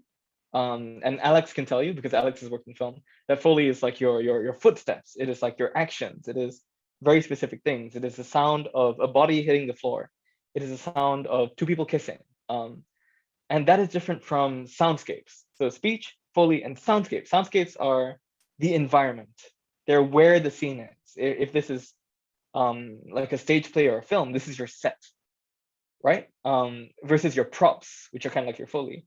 And the final element is music, right? So one more time, there's your speech, there's your Foley, there's your ambience, and then there's your music. And these are kind of the tools that you have to play with as your sound designer. And really, how you end up using them, because there's so many different ways you could do it. If I were to open up questions right now, I'm pretty sure that most of them would be around lines of like, how much should I use of each? You know, like that's a very organic question. That, and like when I was coming up with Temujin's sound design plan, I had the immense fortune of talking to somebody who actually worked on the entire Star Wars trilogies, Schindler's List, sound design, and blanking on his name. See, I'm trying to do a name drop and I can't even get the name right, so it's just a drop at this point. But I asked him, like, how do you choose which sounds to use, and how do you choose how busy a scene is going to be? And his advice, which I thought was excellent, is you end up making that decision based entirely on the story. It's not about realism. It's not even about creating the environment. Let's say it's a forest, right? Because in my head, I'm like, okay, with a forest, there's so much we can do. We can do trees, branch snapping. We can do all kinds of stuff, birds. And I'm like, where do you stop? And he said, don't ask where should you stop. Ask what's the story? What's the mood you're trying to create? Like, what is it a tense scene? Is it a romantic scene? Is it a scene that's like funny? And he's like, think about that first, and then build your sound around that. Right? So if it's a tense scene, then you start thinking, what are the elements that create tension? What makes you feel tense? Is it like a filmmakers love using like cicadas, like the dee, dee, dee in the background? You know, you got like owls. There's a lot of cliches that sort of like suggest tension. But you know, that's the point, is that like there are things we associate sounds with very specific feelings. So if I could give one advice when you're thinking about like all the different things you could put into your scene, I'll say go with the feeling first, the feeling that you want to evoke in your story. And as long as you're letting that guide you, you won't go wrong. The final thing that I could suggest is like, don't put in too much. I know that we talked about audio cinema being more full, But even with audio cinema, there have to be limits. You know, like how many of you have either experienced personally or heard people say that you get too distracted listening to audio, that you can't focus? You know, so most people, like when I've tried to like talk to them about like audio fiction or listening to stuff or recommending, they're like, no, I can't really do audio because like I always get distracted and I do something else. That's the thing. It's so important to realize that most people struggle to pay attention with audio. And if there's too much stuff happening. So Link says it depends on the task that you're doing. Absolutely. I love listening to audio fiction while playing video games. I love listening to audio fiction while doing boring Excel sheet stuff or replying to emails. I could not possibly listen to audio fiction while reading articles because voice here, voice there, it gets a little bit too much. And audio can be really, really, really intensive. Because if you have like 7 or 8 different layers, you're asking a lot from your listener. Unless it's not just about mixing, it's also about like, you can only listen to, so I think the point is made. So that's why I would suggest strongly, be very intentional about how many layers you're putting in, how much you're asking the listener to pay attention to. And my advice would be err on less rather than more. Okay? Let's actually move on for now because we are almost done. Let me actually take a breather here. So to recap what we discussed, we talked about writing, conceiving of your story. We've also talked about shooting it and editing it and getting that sort of basic step done. So at the point of everything we've discussed so far, you should actually have a finished sort of draft assemblage of your audio drama. Congratulations, you did it. How are you guys feeling so far about everything we discussed? Do you feel like with everything that we've talked about, you would feel comfortable going out there and making a whole audio drama? Or is there anything that you feel like still a hole in your mind?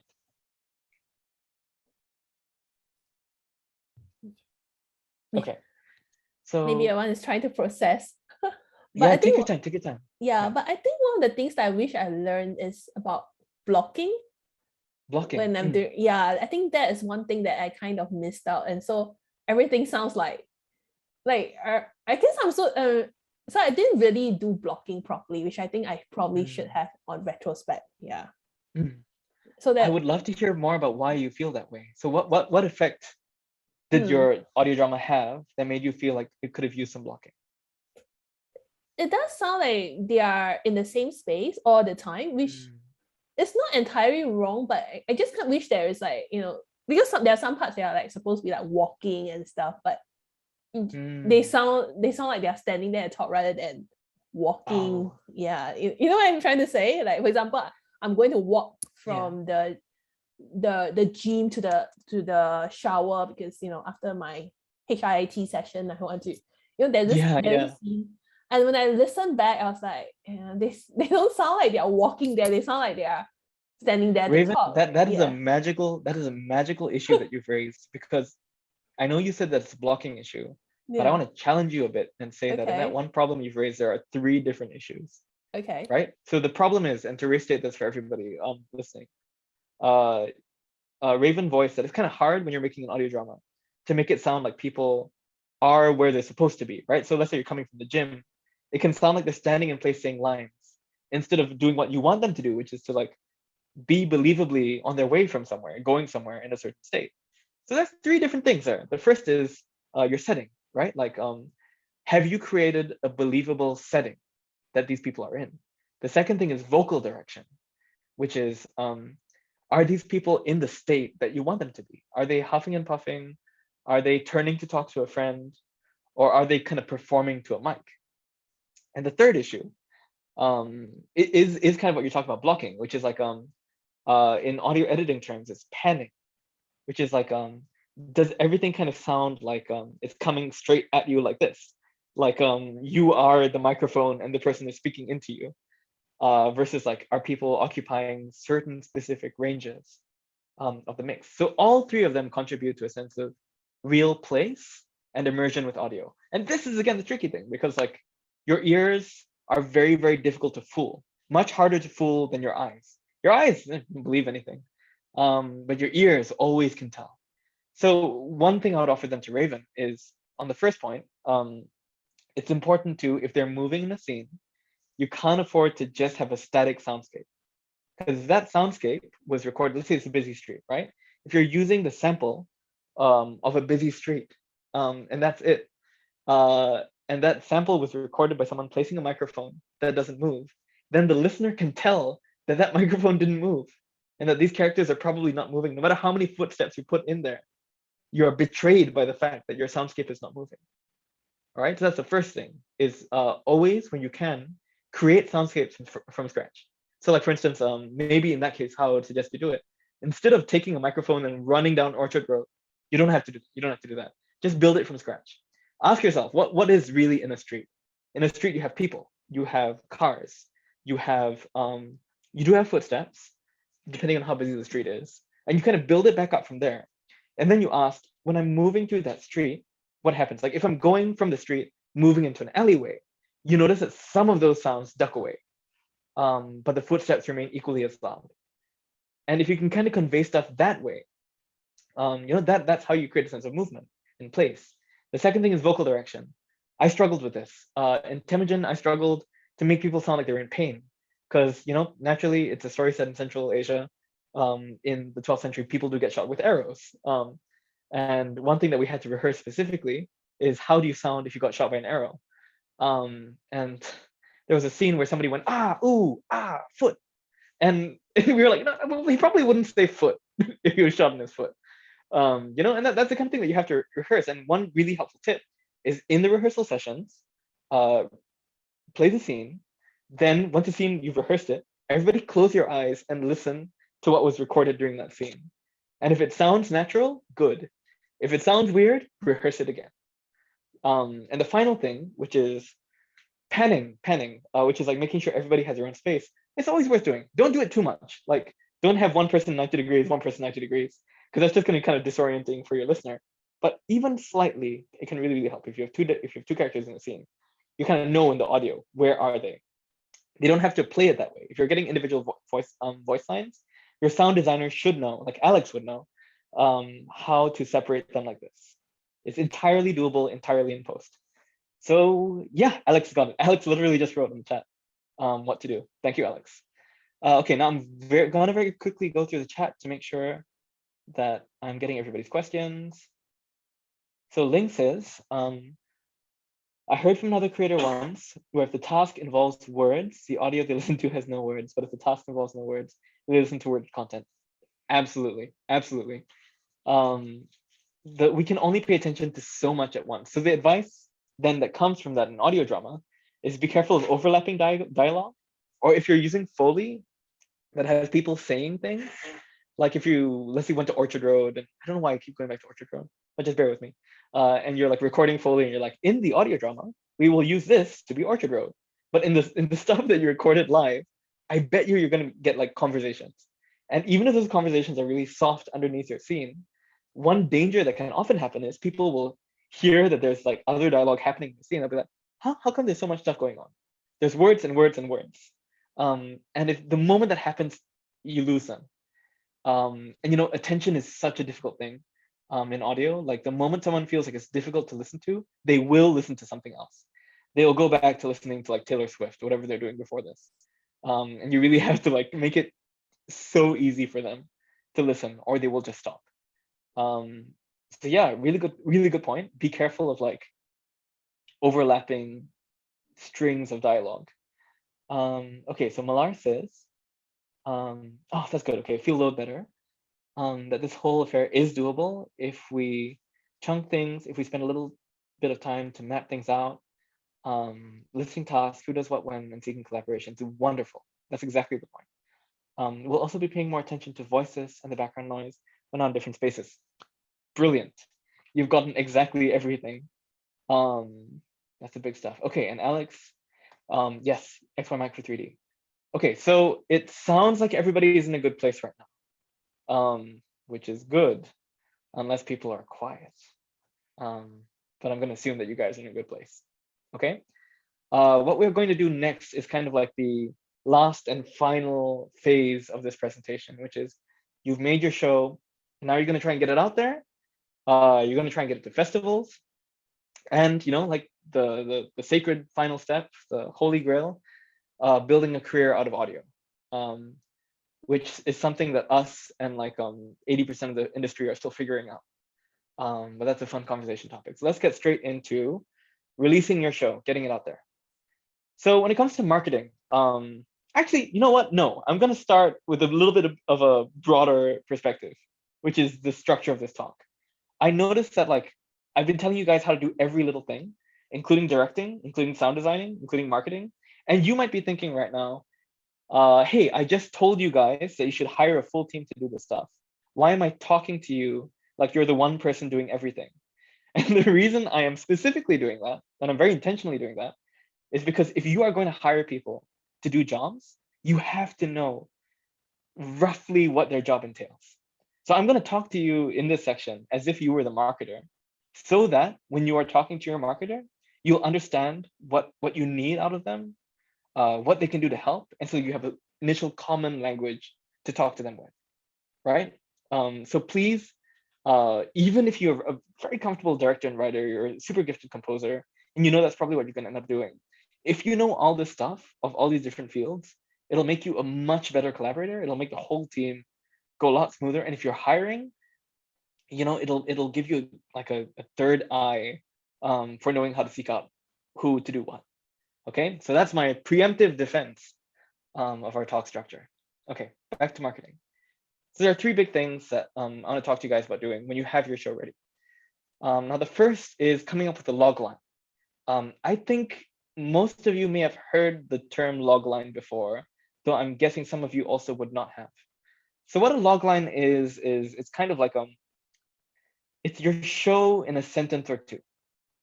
And that sounds like the easiest thing in the world. It could not be more difficult. There are some shows that spend months trying to get their log line out. With Temujin, no joke, it's been 3 years since I started coming up with log lines for Temujin. The last time I updated the log line for Temujin was literally a couple of weeks ago, a year after the show came out. It is so hard. Like, think about it. Okay, let's picking a movie that we've all already seen, right? Like just pulling it out of my hat, like the Matrix one. Think about it really carefully. Like, close your eyes, the Matrix one, sum it up in 2 sentences. Give it like a 20 or 30 seconds. Think about it. If you want to like go the extra distance, you can post it in the chat. What would the Matrix in 2 sentences be for you?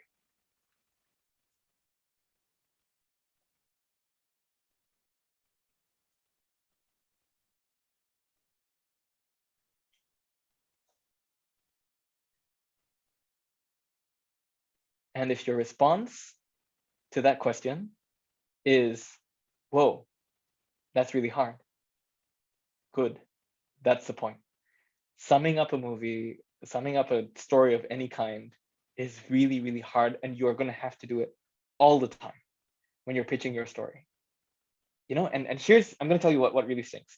By the time you figured out how to accurately sum up your story in 2 sentences, it'll be the driest, most boring thing in the world, no matter how exciting your story is, even if it's technically correct. Like, what is technically correct about The Matrix? The Matrix is a story of a man who realizes he is a key player in a massive war in the post-apocalypse. This is true, but it's not very interesting when you put it that way. Jedediah just gave it a try. Let's see what Jedediah wrote. When a man discovers the entire human race is being farmed for sustenance, he must join the revolution against his robot overlords. That's good. And I'm going to talk for a while. I'm going to talk in a while about why Jedediah's response hits a bunch of very important marks. And we'll also use this to talk about what he wasn't able to do in that. And that gets into why loglines are hard. But good stuff, Jedediah. Thank you for writing that, and thank you for sharing it. Okay, so loglines. So they're meant to do 2 things, right? The first step is usually getting it to be technically correct. Hard enough. The second thing is getting it to be exciting, getting it to be interesting. And there are a couple of quick tips that I can give you for that. And we're going to refer to what Jedediah wrote as a good example. So what did Jedediah do here? He talks about this man who is discovering this and who must join So he's got a protagonist in this thing. He's got someone who we can imagine as the lead of the story. He's got he's got what's called an inciting incident, which is to say he's got a moment where stuff goes wrong, which is this man, what does he do? He discovers that the entire race is being farmed for sustenance. Whoa, that's pretty crazy. So like he gives us a protagonist, he gives us the beginning of the story, and he gives us what the journey of this guy is going to be, which is he must join the revolution against his robot overlords. It sounds really simple, but what Jedediah has done is actually this very, very careful, sort of formally structured thing, which is inciting. Log lines should generally contain who the protagonist of your story is, if you have a leading protagonist, or if you have an ensemble, at least to try to characterize the ensemble. What is that group trying to do? But what is the man? Who's your protagonist? What is the beginning sort of moment of the story? In this case, like the thing that kicks it all off. And what is the journey of that protagonist in response to it? Right. So at least if you have those three things, that's a kind of good way to like let you know that you're on the right path. And generally speaking, if you're able to do these three things, it should be somewhat compelling. Now what Jedediah has also done in his logline that's helpful is he's got entire human race being farmed for sustenance. He's got revolution against robot overlords. There is an overture towards exciting language and big epic concepts. And that helps a logline, because the logline does usually have to be exciting. And that's why it's a juggling act. It's really a juggling act. And to prove that point, I could nitpick Jedediah's point for arguably not containing the whole point of the Matrix, which is that reality is an illusion, that everything is a lie. That's actually not in Jedediah's logline, even though when people remember the Matrix, that's probably going to be the thing they remember. So then someone might say, oh, a real logline should include that point. But then what do you take away and what do you put in? So Ling asks, will that give too much away? Another good question. So I think the thing with a logline and where you have to be careful is you have to recognize exactly what your story is. What is the beginning of your story versus sort of like hypothesis? What is the journey of your story? So you shouldn't just give like the end of your story away, like this is the beginning and this is how it ends. It should be, and this is why dramatic structure can be really useful. Ask yourself, what is the story setting up? So for instance, one logline that I had read for the Matrix, which I can, I'm going to try and pull up now.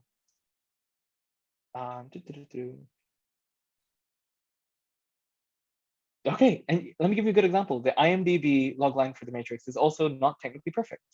When a beautiful stranger leads computer hacker Neo to a forbidding underworld, he discovers the shocking truth that the life he knows is the elaborate deception of an evil cyber intelligence. What does that include? It includes a lot of the stuff that Jedediah mentioned. It includes the fact that there's this like big sort of like a robot overlord conspiracy. It includes the protagonist Neo, but it includes a few more details as well, while still being just one sentence. There is a computer hacker Neo. There is an underworld. There is a truth that everything is a lie. And there's this beautiful stranger who they decided to throw in there the first three words. But then again, you can also say this isn't perfect because this is missing something that Jedediah's had. Jedediah's pitch included what his role in the story was. What does our protagonist have to do? This one just stops it at the moment the story begins. So Ling, you have asked, you've gotten to the answer before I could even get there, which is wonderful. Ling says, should there be a different logline for your pitch to investors and one for general audiences?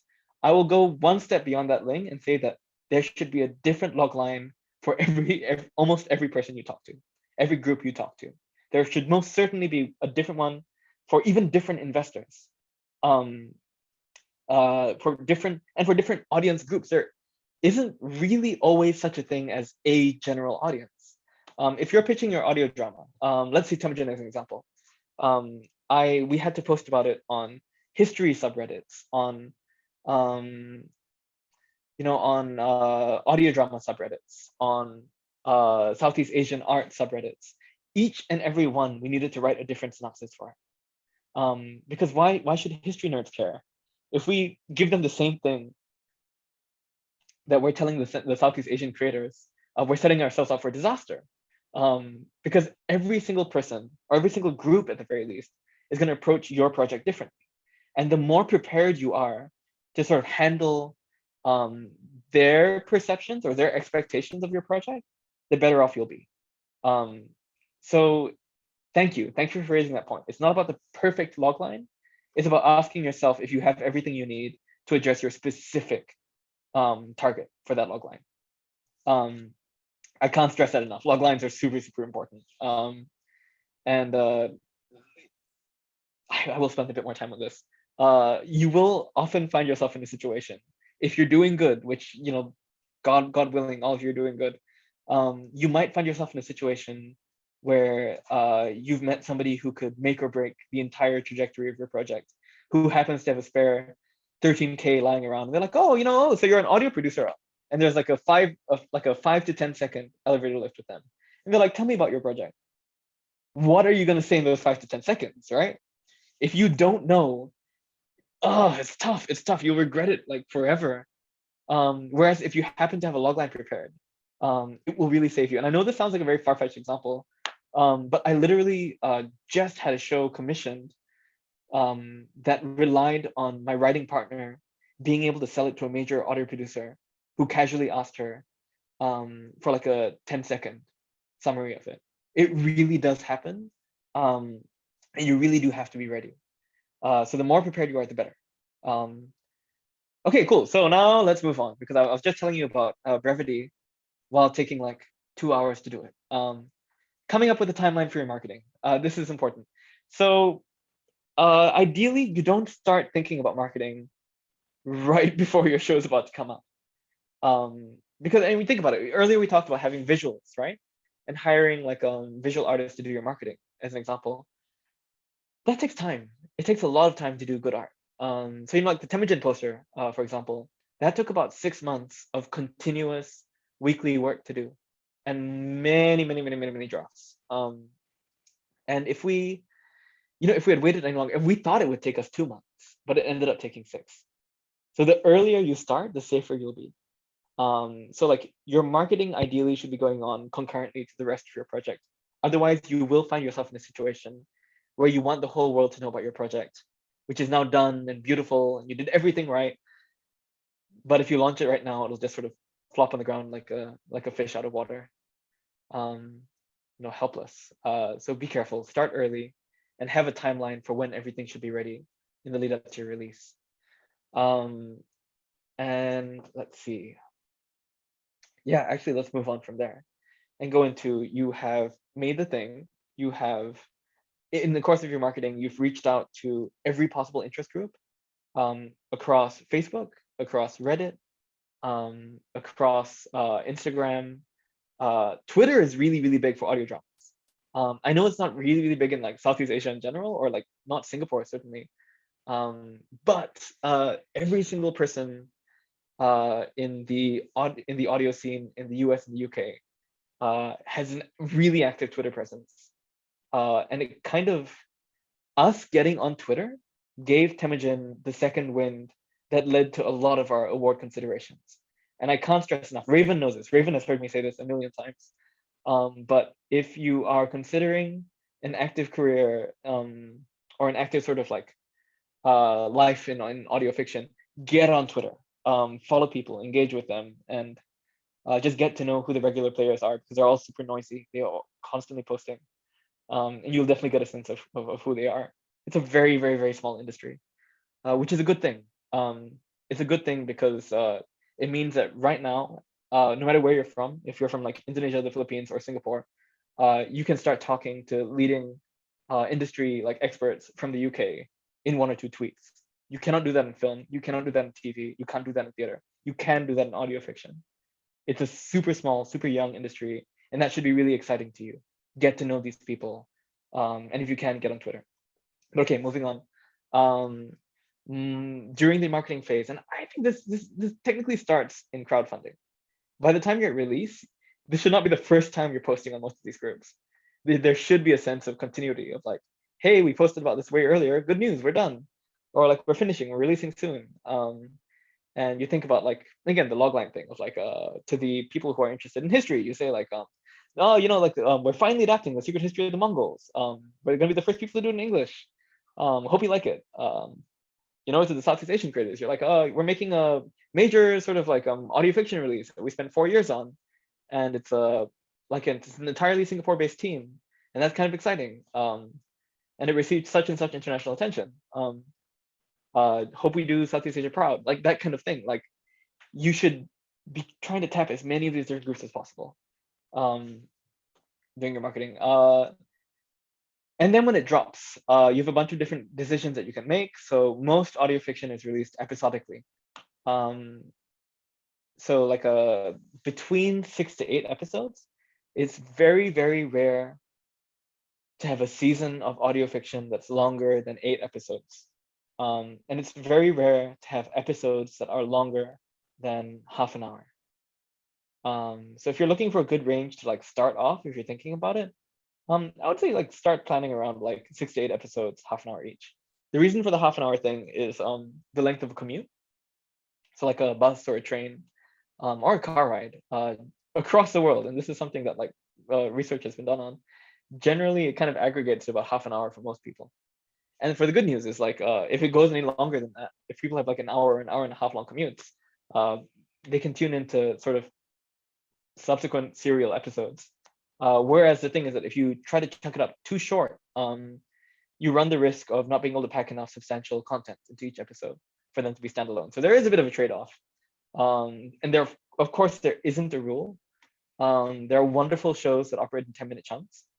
But what I'm giving right now are kind of like the industry averages, not even the standards. Like I would hesitate to use word standard in such a fluid, young medium, but I know that in sessions like this, it helps to hear like, what are most people doing?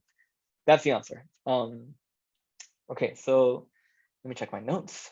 What is moving on next? Okay, so at this point, we're talking about marketing. We're talking about getting it out there for release. Let's talk about distribution. How are you going to distribute your show? I'm not sponsored by them yet, but I want you guys to look into anchor.fm because if you're making an independent show, the biggest thing that's going to sort of eat away at you is going to be like hosting rights, right? So like a lot of different like podcast RSS feed generators are going to ask you for monthly upload fees, where like even if it's just a little bit, even if it's just a couple of dollars a month, if you want your show to stay up indefinitely, that can really add up over time. And the great thing about anchor.fm is that it's totally free.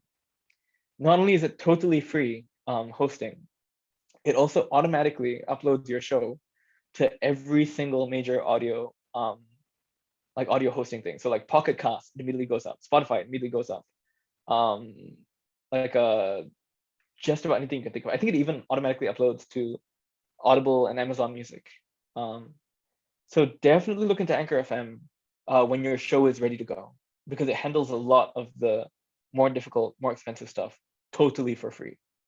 And the person who's accessing your show on Spotify, they won't know that you're using a free hosting software as opposed to an expensive one, because the show on Spotify is a show on Spotify. And you can save money, do. Okay, so you've hosted the thing on Anchor FM. It shows up on every single audio platform in the world. You've done some marketing, and the marketing has hopefully given you some sense of like a crowd waiting to hear your stuff. Now let's look at like, the next step, which is what can you do with that? What can you expect from that? And one big thing is awards, right? Or award consideration. And I know like Raven, I believe like Asia Podcast Festival actually has active award submissions, right? Like you guys are, you have an ongoing judging process? Yes, we have just ended the submission a couple of days ago. So we are shortlisting the finalists right now and picking the winners. Yeah. Amazing. So like what Raven just described, that is exactly the kind of opportunity that you want to keep an open eye for. Award processes are incredibly helpful. I think as a way of finding your audience, growing it, but then also situating you in a good place to be able to, how to put this, like, to justify the work that you guys put in to the thing. Like, if you put in all that time, if you put in all this effort, you have probably made a decent, halfway decent show. And I don't know, maybe this is a cynical thing for me to say, but it does help for you to sort of be able to back up that work and that effort by putting it up for consideration for as much as you can. Now, does this mean that just because you made a good show, it will win every award that you put it up for? Absolutely not. You know, at the end of the day, like, it's more about making sure that you can be considered for as much as you can. I think you do owe that to your show, you owe that to your team, to give it a try, because you really will be surprised. There were really, really small competitions where Temujin didn't even make it into the second round of consideration. And then there were really big competitions where the competitions changed the rules to allow, like, oh, we normally only take people from the UK, but because you guys asked, we'll let you in from Singapore for consideration. And then we ended up winning, like, to be the first people ever from outside the UK to win the award. You know, you can never tell which award processes are going to pay off. And you know, which ones you might just immediately get rejected. That's fine. But do yourself that service, and sort of like, don't kind of like select yourself out of consideration before anybody can reject you. Because I will say that's what a lot of people I've talked to do. Like, they say, oh, you know, we're not really good enough. It's just like a student thing, or it's just our first attempt, so we're just gonna like quietly move on. I mean, you don't have to. You really, really, really like should treat every single award process like it's something that, given all the work you put in, why not? I'll give you one reason why not. There can occasionally be like hefty fees, and I'll give you a good example. Like, the Webby Awards is by far the most expensive award process that our team had like ever considered, and it was like about $100+ just to be considered for the one category that we did apply for. So we really had to think about it. We really had to like think about whether or not we were going to use our money to sort of sign up for something that we felt pretty sure we weren't gonna be able to get through for, because like we knew that our competition would be the BBC, HBO, and like whatever. Like, so we applied for 2 Webby categories in the end. One that we thought we would get a decent chance in, which was like a diversity kind of thing. And then the second one, which was like best overall scripted fiction, where we're like, we should. And the hilarious thing is that we actually didn't get the diversity one. We didn't get the one that's like, oh, he's celebrating a diverse voices. We got like nominated for the best overall somehow. But think about what would happen if we only shot low, if we only did the thing that we thought was like very basic. We wouldn't actually have what is currently the biggest sort of thing to our name. So yeah, if I can give you sort of any sort of takeaway to that side of things, it's like, because award processes can be nice. They can be really, really helpful. They can be a way for you to say, hey, you know, like when I introduced myself in Temujin earlier, I did say that we're Webby nominated, which is huge, which is really, really nice. But if you, you know, I'll also admit that at the same time, not getting a Webby, not getting any award is not the end of the world. So there's this funny balancing act where like, don't put too much stock in whether or not an award process recognizes you or not, because you should really cast a wide net and see what can happen. And at the same time, if it does happen, it can be helpful. And I hope you can appreciate sort of the nuanced position I'm trying to give you, which is awards can be really nice, apply for them. Awards are not the end of the world. Don't worry if you don't get them. Because that really can be sort of like the proof at the end of the day that not only did you make an audio drama, but you can say with some certainty, if on your resume specifically, that you know how to make a good audio drama. Because I would bet that if you spent like all this time and you did everything that we talked about and you did this thoughtfully, you probably did make a good audio drama. And like you and your team deserve that sort of pat on the back. Okay, cool. So that is marketing. We've talked about the awards process.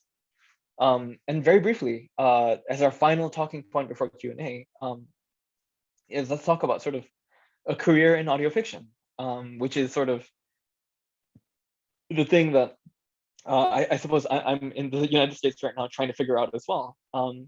Where do you go once you've made an independent audio drama? And this isn't therapy, so I can't tell you all the things we could talk about.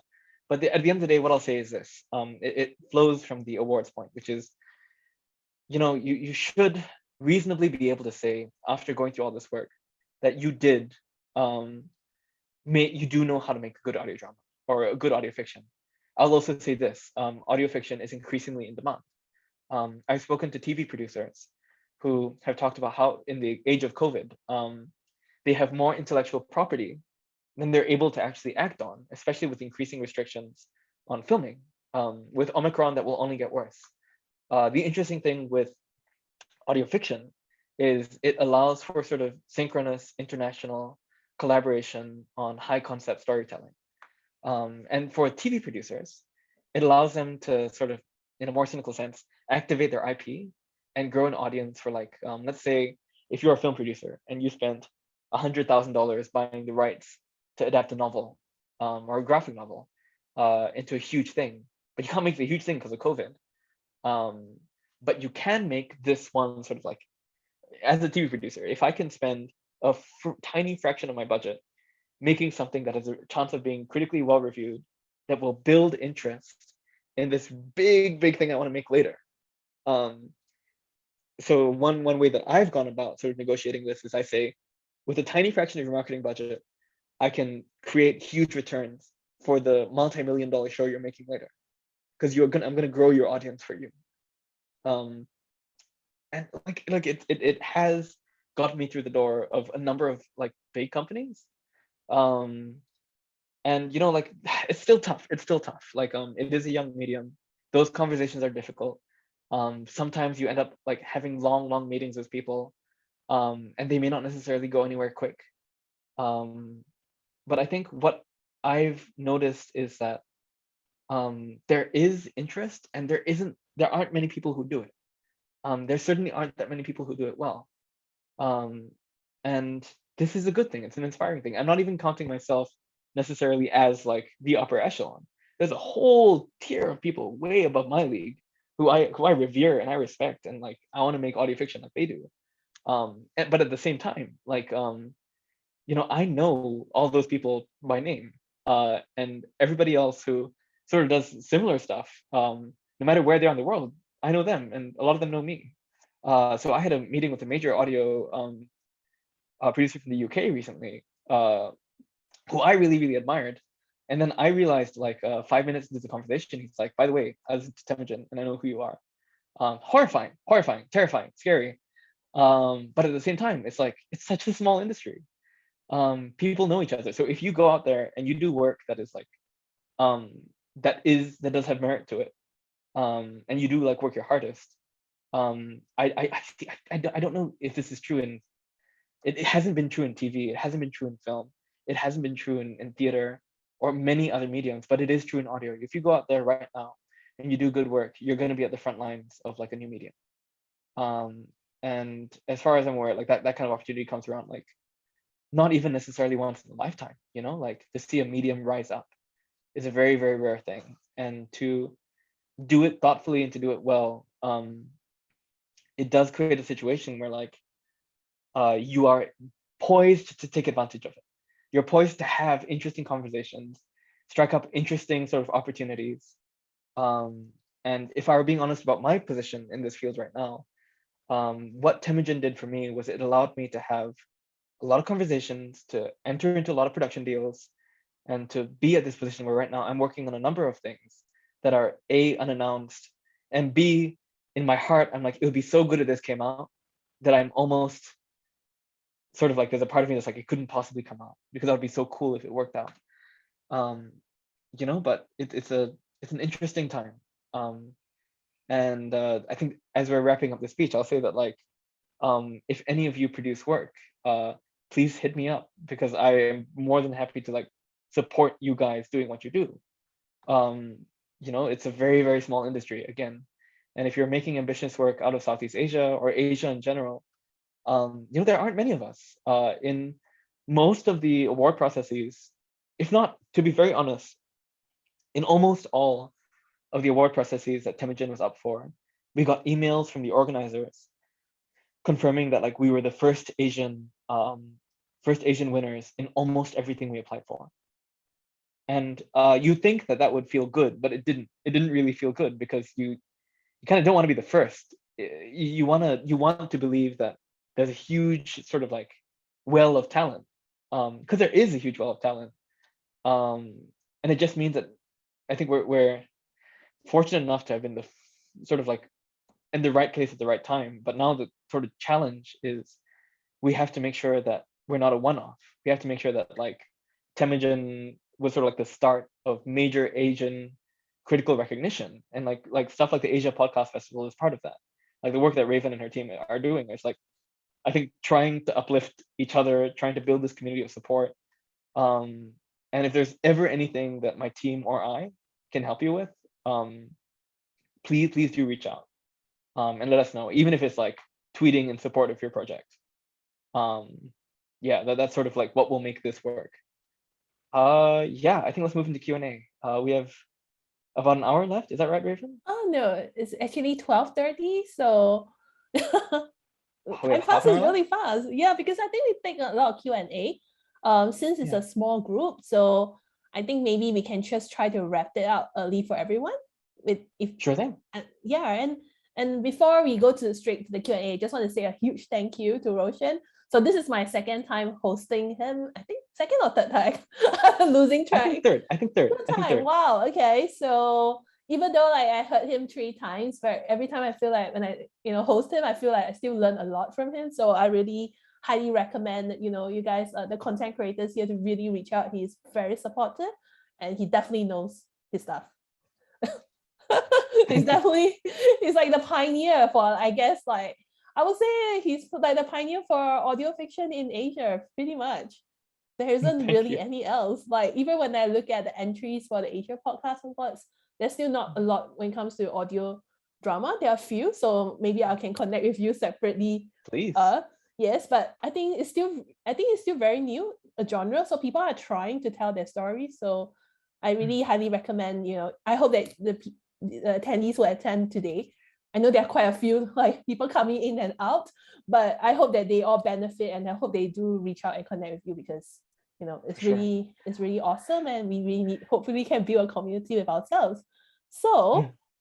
I will also say, just really quick, that like if for any reason my email doesn't seem to be coming through, or if there's a delayed response, there was a period, like as I was moving from Singapore to US this year, I know I missed a couple of things. Yeah. If you ever need to email me twice or to reach out twice, go ahead. I am not at all by repeated messages. Okay. Please bump me if you have to. But you're quite active on Twitter, right? That's one way they can reach out to you as well. Yeah. Yeah, very much. Okay, so does anybody else have any like final questions? Because I know Roshan has answered a lot. So for everything I answered, there are like 10 things that I didn't even touch on. So please feel free to in your questions. In your questions right now, I would really encourage you guys to think about like, if you were to right now go ahead and make the project of your dreams, like what would stop you? Like really think about it. Close your eyes and be like, okay, who are the people I know who could make this? Like reach all the way to the point where like you're like, and let that form your question. Because I know I didn't cover everything. I think one of the things that probably like I've encountered from the couple of maybe you can wait and see if there's any final questions, but I think one of the questions that I've encountered after speaking to a few like people who are in the similar space, or who have made their audio drama or trying to, is I think it's the funds, the lack of the funding. So do you want to share how do you guys get to the 10K? It's a 10.5K, right? Yeah. That's right. Yeah. That's right. So for the 10K, I would say like you really have to be really, really intentional. So for the 1 month that the Kickstarter was active, we had 2 months in the planning stage for the Kickstarter alone, not even talking about making the audio drama.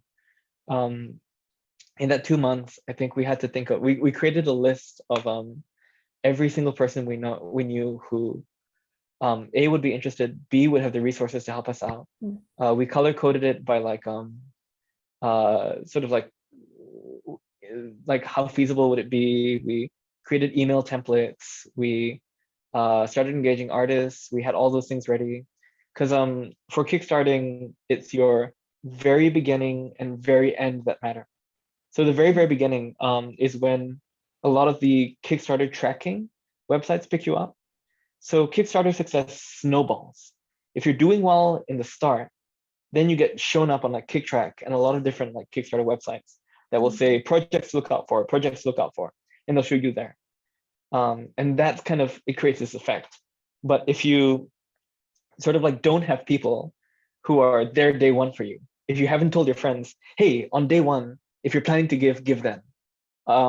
If you didn't do that, you run the risk of sort of, what they say is your first 2 days are what you will earn, you will earn half of what you earned in your first 2 days in your last 3 days. Mm. So you want to maximize that initial part to make sure that you're successful in the final part. So yeah, that's my advice. I think is like really explode into it if you can, and then really keep it up with weekly engagement at the very weekly events and daily engagement. Great. Wow, that's very interesting Mm. to understand the first 2 days and the last 3 days. Okay, but the first 2 days are the most important. Okay. Exactly right. Yeah. Okay. Let's see whether there's anyone else. Well, I think there are a couple of comments though. Ling is So- absolutely right. My biggest takeaway was you have to tell a story that can't be told any other way, but specifically through audio only. Yeah, exactly. Because I think there's this conception that like audio is like film without the visuals. You know, but that's kind of like saying books are like comics without the pictures. Where really what ends up happening is there are certain stories that can only be told in book form in such a way that there are stories that can only be told in comics. And you can't just like, to give you an example, like a Watchmen by Alan Moore, right? The initial movie adaptation of Watchmen was literally like the same visuals. It was the same exact same story, beat by beat by beat by beat, because Zack Snyder used the comic book as his kind of storyboard for the movie. And that felt super weird. The pacing to it was kind of off. And people commented that like what worked in the comic did not work literally in the movie. So like it's kind of that kind of thing where like you really have to make sure that you're not treating audio as a limited thing. You're treating it as this thing which has unique benefits and unique strengths. Some of those strengths include intimacy, a sense of being really up close and personal with people. It includes sort of wildly evocative potential, like to imagine things that could not possibly exist or that the VFX would be insane for. You know, it allows you to sort of do a whole bunch of stuff there. So like it's treat it as an exciting thing and you're more likely to produce exciting results. Treat it like a boring budget thing and you're probably gonna produce something that's boring in budget. Yeah. I think we have a question actually. Yeah, Jedediah, right? Yes. You mentioned that your first 2 weeks of crowdfunding were done badly. How did you recover? Especially considering what you said about the algo preferring early success. Wonderful question, Jedediah. Yeah, okay, so the first 2 weeks were, I think, bad for us in terms of the stuff I was saying earlier about like prioritizing behind the scenes and not really making people care. The good news is we did a couple of things right. It wasn't a complete mess. I think our marketing attitude was a bit iffy, but the stuff we did right that was important was that we got all of our friends and family to sort of like hop on early. We had that going for us. We were posting daily engagement, even if it wasn't the ideal kind of engagement. We were showing up on KickTrack and Kickstarter tracking websites. So like the big stuff was at least still there. But in terms of how did we recover, there were fights. There were fights within the team and like heated arguments about like, I think when the idea came up of like, we should invest more in our visuals. Some people on our team were like, it's an audio story. Why are we considering spending more money on sort of like pictures? And that might just sort of give people the wrong idea. But I think the turning point for us was, how do you sell a story? Previously, we were selling it as like history, and we're selling it as all this stuff and like intimate audio. But none of that makes people care. It's true, but if I read that, I wouldn't care anymore. You know, like you kind of have to wear the skeptical hat. Hmm. But what ends up happening though is like yeah, and like you're having the same questions. You do have to think in terms of the skeptical person. You think about the person who doesn't care about you. And the first thing you have to do is earn their engagement. Make them think about spending more than the first second with you. Because most of the time people decide in like a second if you're worth their time. And how much information can you really process in a second? Not an essay, barely even a sentence sometimes. And that's where visuals come in handy, is visuals give you an immediate impression. And so like if you know the Temujin material, we created really painterly, really sort of like luscious, detailed, intricate sort of promotional material. And the point there isn't to say this is a visual story. The point there is to say this is what you can expect from us. You can expect beautiful, luscious things that are centered on these human people, is what we're about. We represented our brand. Everything that we wrote in our essays, we got across in that one Facebook thumbnail. And if someone looked at that for a second and went, oh, what's this? We did it, done. You know, and we had to fight during the Kickstarter thing. Like, there are some people in the team who are really, really resistant to, oh, it might be false advertising. I disagree. I disagree with that approach. I know that there's still people who think that, but what I would say again is like, you know, you don't get people to buy a car by getting them in the car. You know, and if you look at most car ads, they're funny. The really good ones are funny. The ones that go viral. Is that misrepresenting the car, or is that getting someone's attention? There's a very thin line. There's a reason marketing is considered like a bit iffy sometimes, in terms of like being potentially disingenuous. But I don't think this is one of those cases. I think it's one of those things where like it is totally normal and acceptable to need to sell an audio story through a strong visual impression. And it did work for us. It did work for us. Engagement with the site really drove up. More people were reading our content. More people were listening to our audio samples.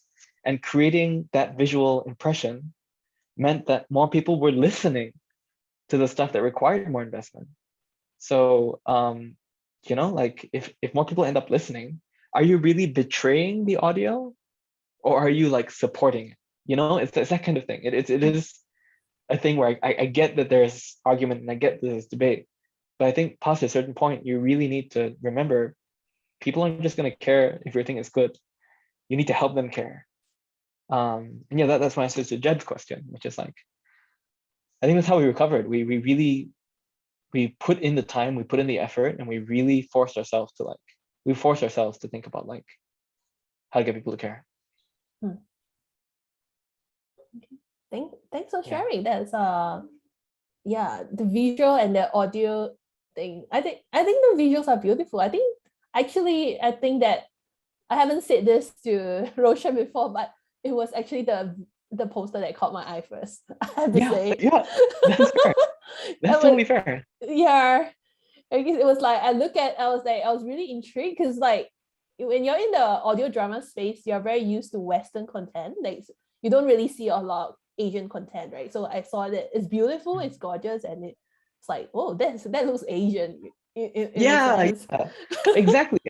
And you see exactly in what a you're good way, describing, not Raven. like stereotypical way, but in a good way. Yeah. Raven, what you just described is exactly like the dream of what we were trying to do. Everything you just described was our argument for the show in 1,000-word essay. Like we wrote a whole thing on Kickstarter that nobody was reading, but your inferences on the poster design, you know, like pictures speak 1,000 words and so on and so on. But like that's exactly right. So if you can make that point non-verbally, go ahead, right? Like it, audio or not, like a concise argument is a concise argument. Jed asked another question, which is so we how have much time for one last question, so let's make it sure thing. How much initial investment did it cost to create the Kickstarter campaign? Great question. there was a little bit of faith. There was a little bit of faith because we with each of the artists, there were 2 artists who we tapped to make our Kickstarter campaign. Okay. And for both of them, we came up with a rate. One of them was a certain amount, the other one was slightly less than that. And we told them that we basically had frank discussions with them where we said, we do intend to pay you out of what we're hoping to raise from Kickstarter. Are you comfortable with that? And both of them thankfully said, yes, I'm happy to wait until the Kickstarter is over before you compensate us. And then of course we discussed with them. And like, remember what we were saying about budgeting and roles and comfort? This is exactly that thing. It's like, you have to have these conversations instead of just like letting them assume that like, oh wait, what happens if talk to them, tell them. So I told them like, can you tell me if the Kickstarter doesn't go through, like what is the ideal form of compensation for you? I'm still more than happy to compensate you, even if it's out of pocket. And I think with one of them, they said, one of them was a bit, they trusted us, thankfully. And they said, if the Kickstarter doesn't go through, I'm not doing my job right, is what she said. So she said, Wow. my job is to give you something that will lead to a successful Kickstarter. So that I will do my job. And that was amazing that she said that. And of course, she got paid a bit more than the other artists did. She took on a lot of risk, and then we factored that into our budget, and we gave her like twice as much as the other artists got in the end, because like it was such a gamble that she took on it, and we had the resources to compensate her for her goodwill. The other artist said, she said, it's totally fine if you only pay me half. If it doesn't go through, pay me half. So and thankfully we ended up being able to run the Kickstarter campaign without any thing being paid out of pocket in the end. But again, it falls back to the thing of like, what are the conversations you're having with people? What are their expectations?